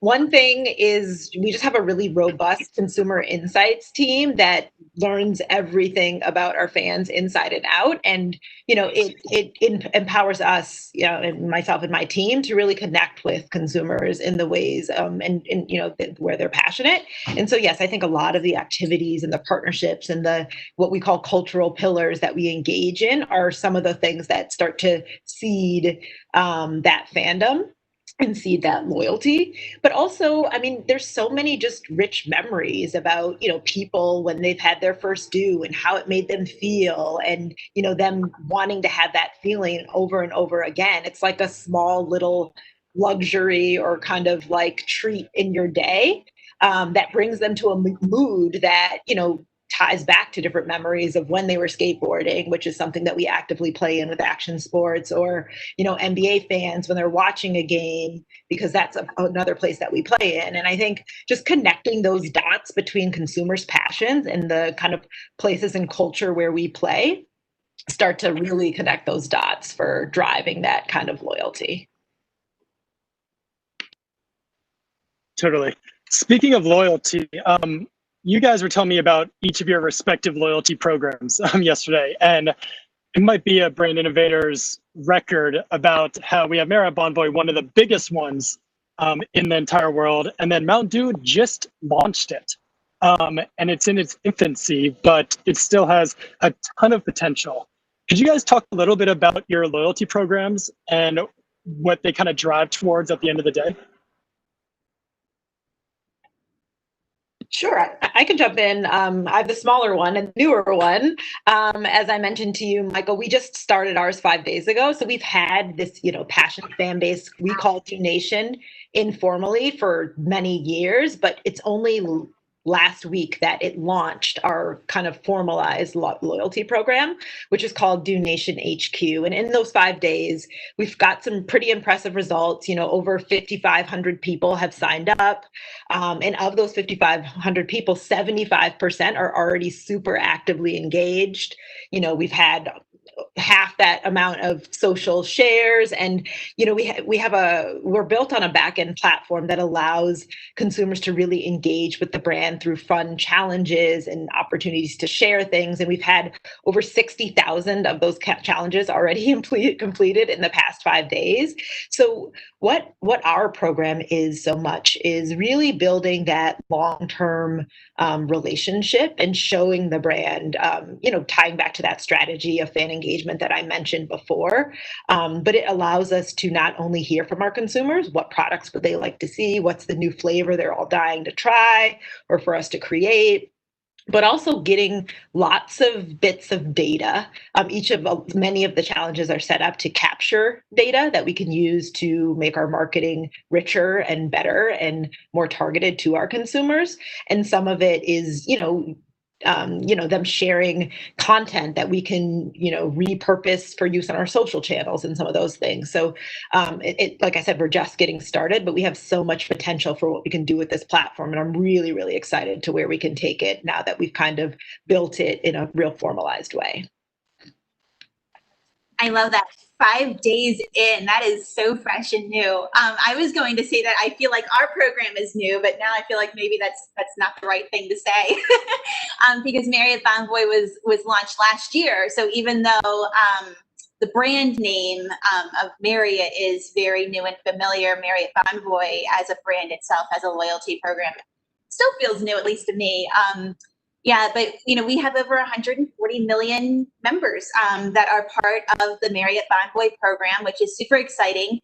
And I think just to tie it back to community, I think that travel is a very exciting thing to do. It's a shared passion amongst our members. And as I go about my day-to-day, a lot of what I do is about engaging our members and helping them feel even more connected to the program, whether they're currently traveling with us or they're dreaming of their next trip.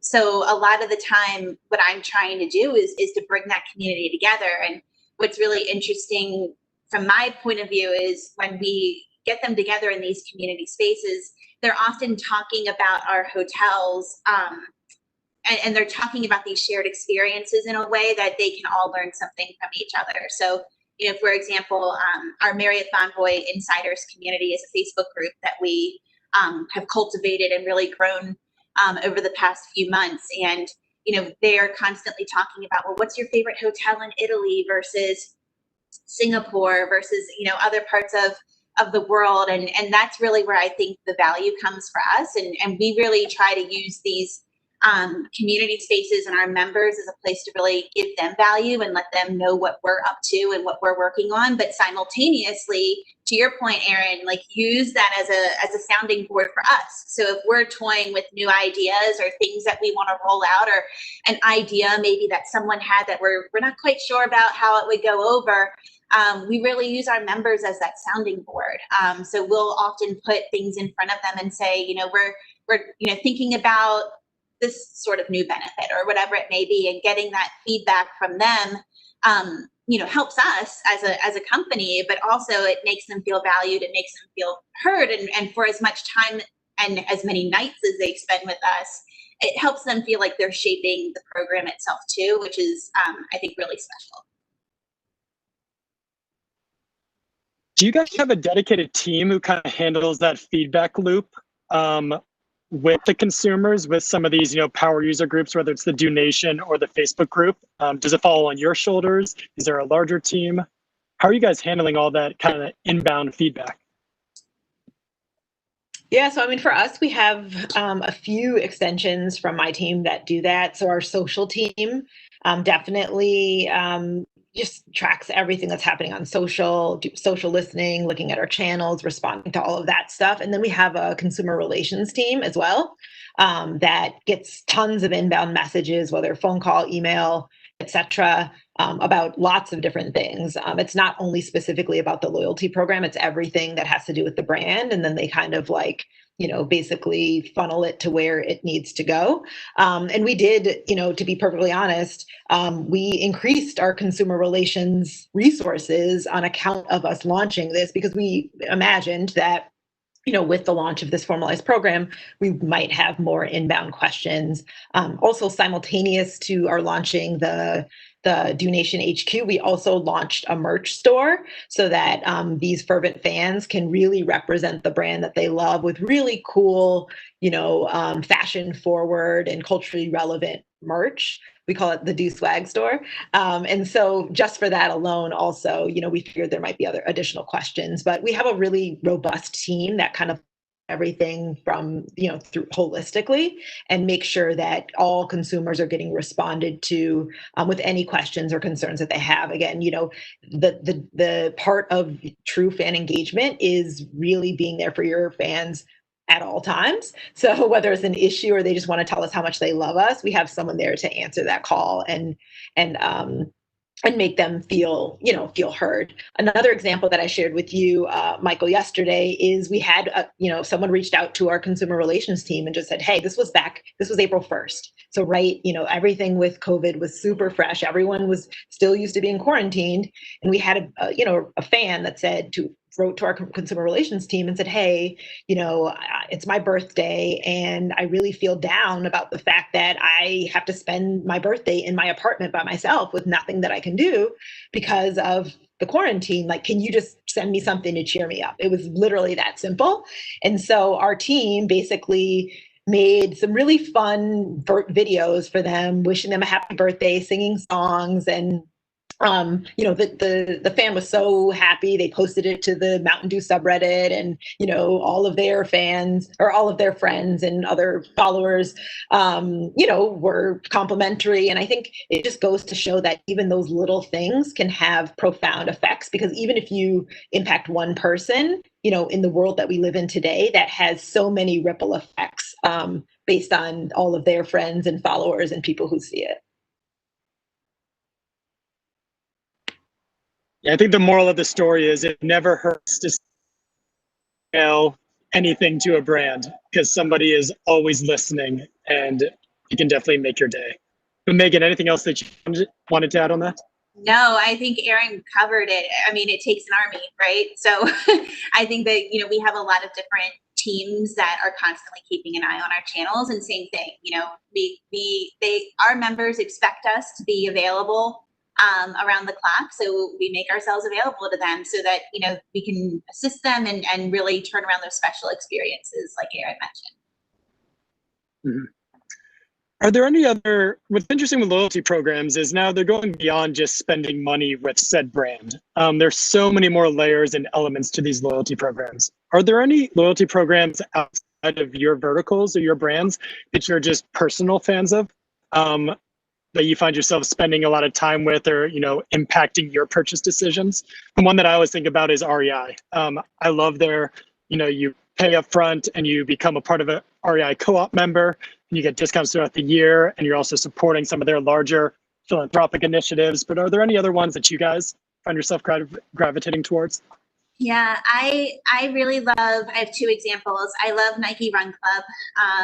I don't consider them quote unquote a loyalty program, but I think what Nike has been able to do is, you don't have to be a runner to be part of the Nike Run Club. You don't have to wear Nike running shoes to get value out of the Nike Run Club. And I think that they've been able to unite runners and exercise enthusiasts or athletes around a common mission without actually having to be highly involved with the product. And I think that that's really valuable. I think the other one that I've seen, I think just in the times of Corona, is Peloton. Do a really great job of making people feel like they're part of a community when I think a lot of us have been feeling very isolated. So a lot of big wins there for that brand as well. Yeah, I really don't have any builds, but I think something that you said, Megan, makes so much sense to me, and what I think is really important, and exactly how we're kind of building our thing with Do as well, is that it's not just about purchase. I mean, I think that there are loyalty programs that are very purchase driven that work really, really well. Like, I mean, all the airlines and things like that, which I am definitely a product of, as well as Marriott. But a lot of what we're trying to do is really build a community. And I think you can do, there's some that skew more purchase, there's some that skew all the way to community, and then there's some that are, more of a hybrid. But I do think that community piece for us is the most important one. And Peloton was going to be my example, because, what a strong community that's come together and really kind of rallies around this, this technology and this idea of, being fit and doing, so many things, fitness being different things to different people, but everyone being able to unify around this one common goal, which I think is really powerful in driving those connections between people as much as you are driving connections between the brand and people. You time to have a 3 or 4 month wait for your product. You're doing something right, like Peloton currently has. It is pretty impressive. So I don't want you guys to give away any of your secret sauce, but when you think about consumer insights, are there any other platforms, tools that you guys are using that you would highly recommend and you're fans of, that you've been able to pull out some interesting facts from over the years? Gosh, I don't know about tools per se. I would say that, one thing that we really rely on at Marriott is that we do have a team called MLive, which is really our real-time command center, is how we talk about it, where we have a team that is responsible for keeping a pulse on what's happening in pop culture, taking their time throughout the day to really read through the social listening and to alert us to anything that is coming up that we should be aware of, or things that we may want to capitalize on. So that's one way that we really stay current. But I don't think that there's a secret sauce really to staying on top of consumer insights. I think a lot of it is really just doing the work and really reading things through. Similarly, we have a couple of our agencies work through kind of like newsrooms where they're looking at trends that are bubbling up in social, and even if they're not related specifically to our brand, kind of things that are happening with consumers. That's one thing that we rely on on a pretty frequent basis. And then we have a couple of research tools that are more kind of gut checks that we use to varying degrees. So we have something called the Green Room. For us, it's about 500 do fans that we, it's enough that we could cut across different segments, et cetera. And we use them, leverage them to help us with lots of things that we just need a quick and dirty kind of answer on. It could be anything from like, hey, here's 2 advertising scripts, like, let us know what you think. And, does one appeal to you more than another?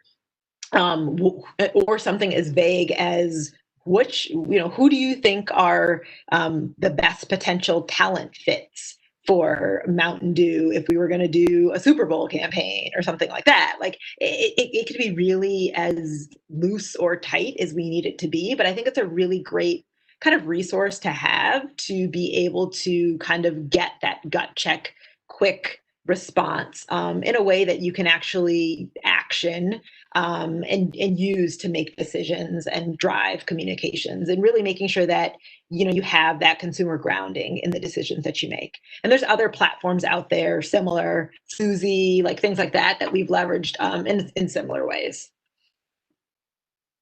Love how Mountain Dew goes across everything you guys do, from your internal tools to everything external. It's great to see. Awesome. Thank you. So, I'm going to jump to some questions because I've been getting shot over to me, and there are some pretty exciting ones. And I think it will also drive some good conversation. So, I'm thinking about Mountain Dew. How have you guys thought about purpose and cause marketing this year? And what's been a very challenging year for consumers across the board, because it's kind of different than your typical persona. At least what a lot of us see externally. It's very fun, adventure, escapism. And have you leaned into it, or have you doubled down on who your persona is? And any lessons you guys have learned? Yeah, no, we have leaned into cause marketing in a big way. As part of a brand positioning exercise, we really did think about what our societal role is, and not just who we stand for as a brand, but how can we use who we stand for as a brand to make an impact on society. So there's a couple of things that we've done recently that have really kind of played into that. So a few things actually. One is some work that we've done with a partner called Team Rubicon, and what our societal role is really kind of we call it backing the badasses who support our country and communities. So no organization like Team Rubicon, for anyone who doesn't know, it's an organization made of veterans, military veterans, who are now using all of the training and passion and skills that they had through serving active duty military to help with kind of disaster recovery that's happening in the US right now. So we've been partnering with them. This is our second year partnering with them, but it's been so relevant this year, especially because so much of their efforts have been going towards COVID relief.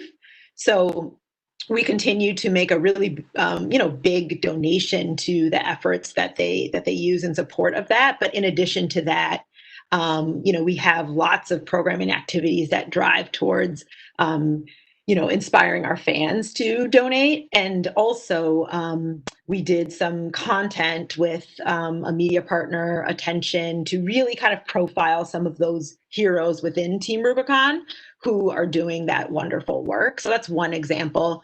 Another example recently is we launched an effort as part of PepsiCo's massive pledge to kind of helping social and racial injustice that's happening in this country. And Mountain Dew specifically, we committed to an effort that we're calling Real Change. And it's really about us partnering with historically Black colleges and universities to support and foster and grow Black entrepreneurs to really kind of help build their businesses. So those are just two examples of many. Actually, another example that we talked about briefly yesterday, Michael, is another organization called Be Strong. And it's an anti-bullying organization for kids, and we've partnered with them to really fuel their efforts to recruit more student ambassadors. So they had about 575 ambassadors nationwide across the country. With our efforts, they've increased that tenfold in the past few months. So really important work. And those now 5,000 ambassadors have an impact of 1 million kids that they're able to kind of help teach anti-bullying skills to. So we're really proud of the work. And I think it goes to show that even if you're a brand that's about fun and, excitement, you can still operate with real purpose. And that's something that we are really proud to do. All amazing examples. And we could do a whole segment, I'm sure, on cause marketing and the way that your brands are both kind of, working with it. Megan, so I'll allow you to answer the question too, if you, but then kind of combined with that, because I'm interested in others are as well. When you think about the Marriott Bonvoy portfolio and some of the things that you guys can do as a brand, do you always do it through the lens of Marriott Bonvoy, or do you do it sometimes through the lens of the individual hotels too? Whether that is different cause marketing initiatives, whether that is specific outreach or community engagement. How do you guys think about balancing between your overarching brand and some of the sub-brands? Sure. So I'll answer the first question, then I'll pivot to the second. So I think when you think about this past year, when coronavirus was really beginning to pick up steam, I guess, one of the first things that I think all of us were thinking about at Marriott was, of course, how can we help? Like, what do we have at our disposal to be able to help communities, help those that may have been impacted? And of course, what we have is a huge footprint and many, many hotels. So earlier this year, we instituted a program called Rooms for Responders. And that really was a campaign that allowed us to provide rooms to first responders who maybe are working, very, very long hours, or are working in high risk situations and maybe didn't want to take that back home to their families. So we were able to get that up and running very early this year, so that those that did stay with us could feel comfortable knowing that they were staying in a safe environment, and could also keep their family members, roommates, whatever it may be, safe as well, where they had a place to really rest and recoup. Your question about individual brands versus Bonvoy. So it's a very good question. We have 30 different brands under the Marriott International portfolio. So there is a lot of work that is done to figure out, where does the loyalty program play versus where do all of the brands play, and how do we not step on each other a lot of the time. So I think that Bonvoy often is the, I would consider it like the face that we go to market with a lot of our large initiatives when we're trying to reach current members who already have familiarity with the Bonvoy brand. But then we do go to market with our, individual hotel brands based on their brand identity, what they stand for, what their key, target demographics and audiences are interested in. So, for example, Courtyard has for many years been the official hotel of the NFL. And we knew that that the tenets of the Courtyard brand aligned quite nicely with NFL. So therefore it made sense for that brand to have that partnership and work with them on that. The same thing goes for our brands like W Hotels and Aloft, which do a lot with music and so on. So it's around those brand identity and those markers that we really determine when does a brand lead in some sort of marketing communication versus others. For many years, W Hotels was highly involved in Pride Month. So, we really take it case by case, and we look at what types of causes or partnerships really make sense at the brand level. And oftentimes what we find is that if a brand is involved in some sort of partnership, there's some way that we can involve the loyalty program so that it all kind of comes together and works nicely in one cohesive way.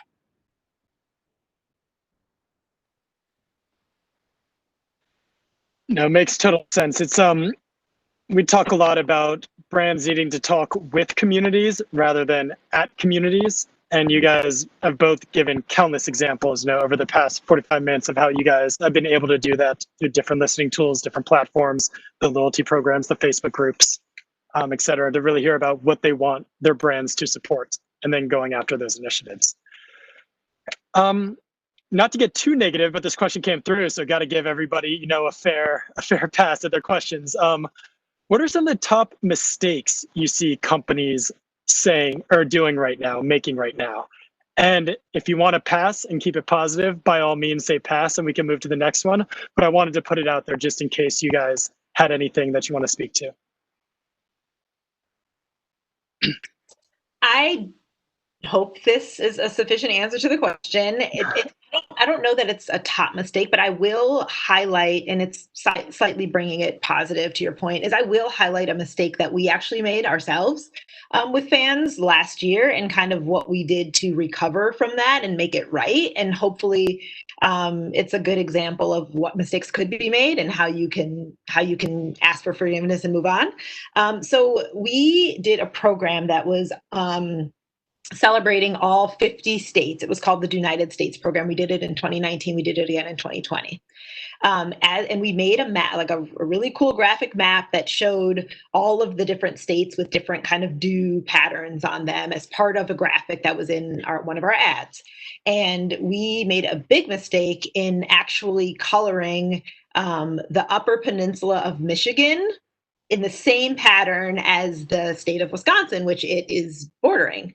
And we didn't, us sitting in New York, not really being great at geography, didn't catch the mistake, but guess what? Consumers did. And so someone tweeted out on Twitter and it started to get steam and some major outlets picked it up. And, rather than, let it go or be defensive, we decided to first own up to the mistake. Hey, sorry, we did a bad job at that. And I think that's having the humility to do that is the first step. And then we said, we want to make this right. We realize and know that we, while ignorantly colored the Upper Peninsula like Wisconsin, it is not part of Wisconsin. And the community that lives in the Upper Peninsula is a rich and robust community. So we leaned on the fans in that market to help us create the state label for an Upper Peninsula, special label that highlighted all the beautiful and wonderful things about the Upper Peninsula. And we went out to the Upper Peninsula and engaged with fans, both at like this community kind of cornerstone store where we engaged fans, gave out free do, posters of the label, gave out the bottles with the label on it. And then we also went to the state fair in the Upper Peninsula and had a booth and had ability for consumers to engage. And we actually put one of our executives in a dunk tank in case consumers were really, really mad and they couldn't get over the fact that we did that. But at the end of the day, the negative sentiment from the community and the press, the media, was so much outweighed the positive, so much outweighed the initial negative, that it just goes to show you how, we're human and we can make mistakes, but as long as you make it right with the fans at the center of it, as we do like to do everything else, then it can be okay. I love that example because I think so often we see brands now when they do mess up, just slapping an "I'm sorry" message out there and trying to move on and distance themselves from the mistake or even deflect and go in another direction. And I love that you all just kind of owned it and were like, ooh, this is what it is. And therefore we're going to go over the top in the other direction to make it right and lean in even harder to make it better. I don't know if I have a good example to share on behalf of Marriott, but I think instead maybe I will flip it on the positive and say maybe some best practices that I've really seen over the past few months. And I think I'll actually bring it back to a word that Aaron used in the very beginning, which is empathy. And I really feel like the brands that are excelling right now and the ones that are really connecting with their customers and with their community are those that are exercising empathy and also understand that this isn't a time for your day-to-day advertising messaging and branding messaging, and really taking in the approach of filtering adapting, editing, and reworking to really make what they're publishing at this time really fit the environment that we're all living in right now. I was going to end it on some positive notes. So Megan, thank you for flipping that. And is there just anything exciting that you guys, what is the one most exciting thing that you both are seeing right now in the space? It can be a single company, it could be a content creator, it could be the death of the cookie. What excites you the most?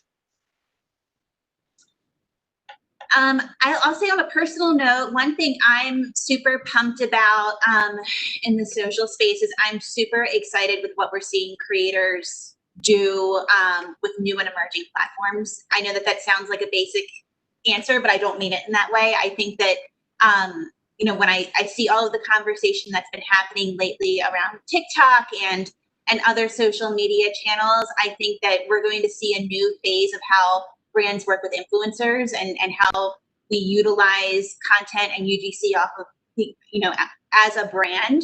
So that's something that I'm super excited about. Yeah, I mean, I agree with that. I love how things to me just seem to be getting so much more real and authentic. It's not about having a very polished piece of creative that you spend months and months to build a strategy for and then shoot and then edit and make beautiful and perfect.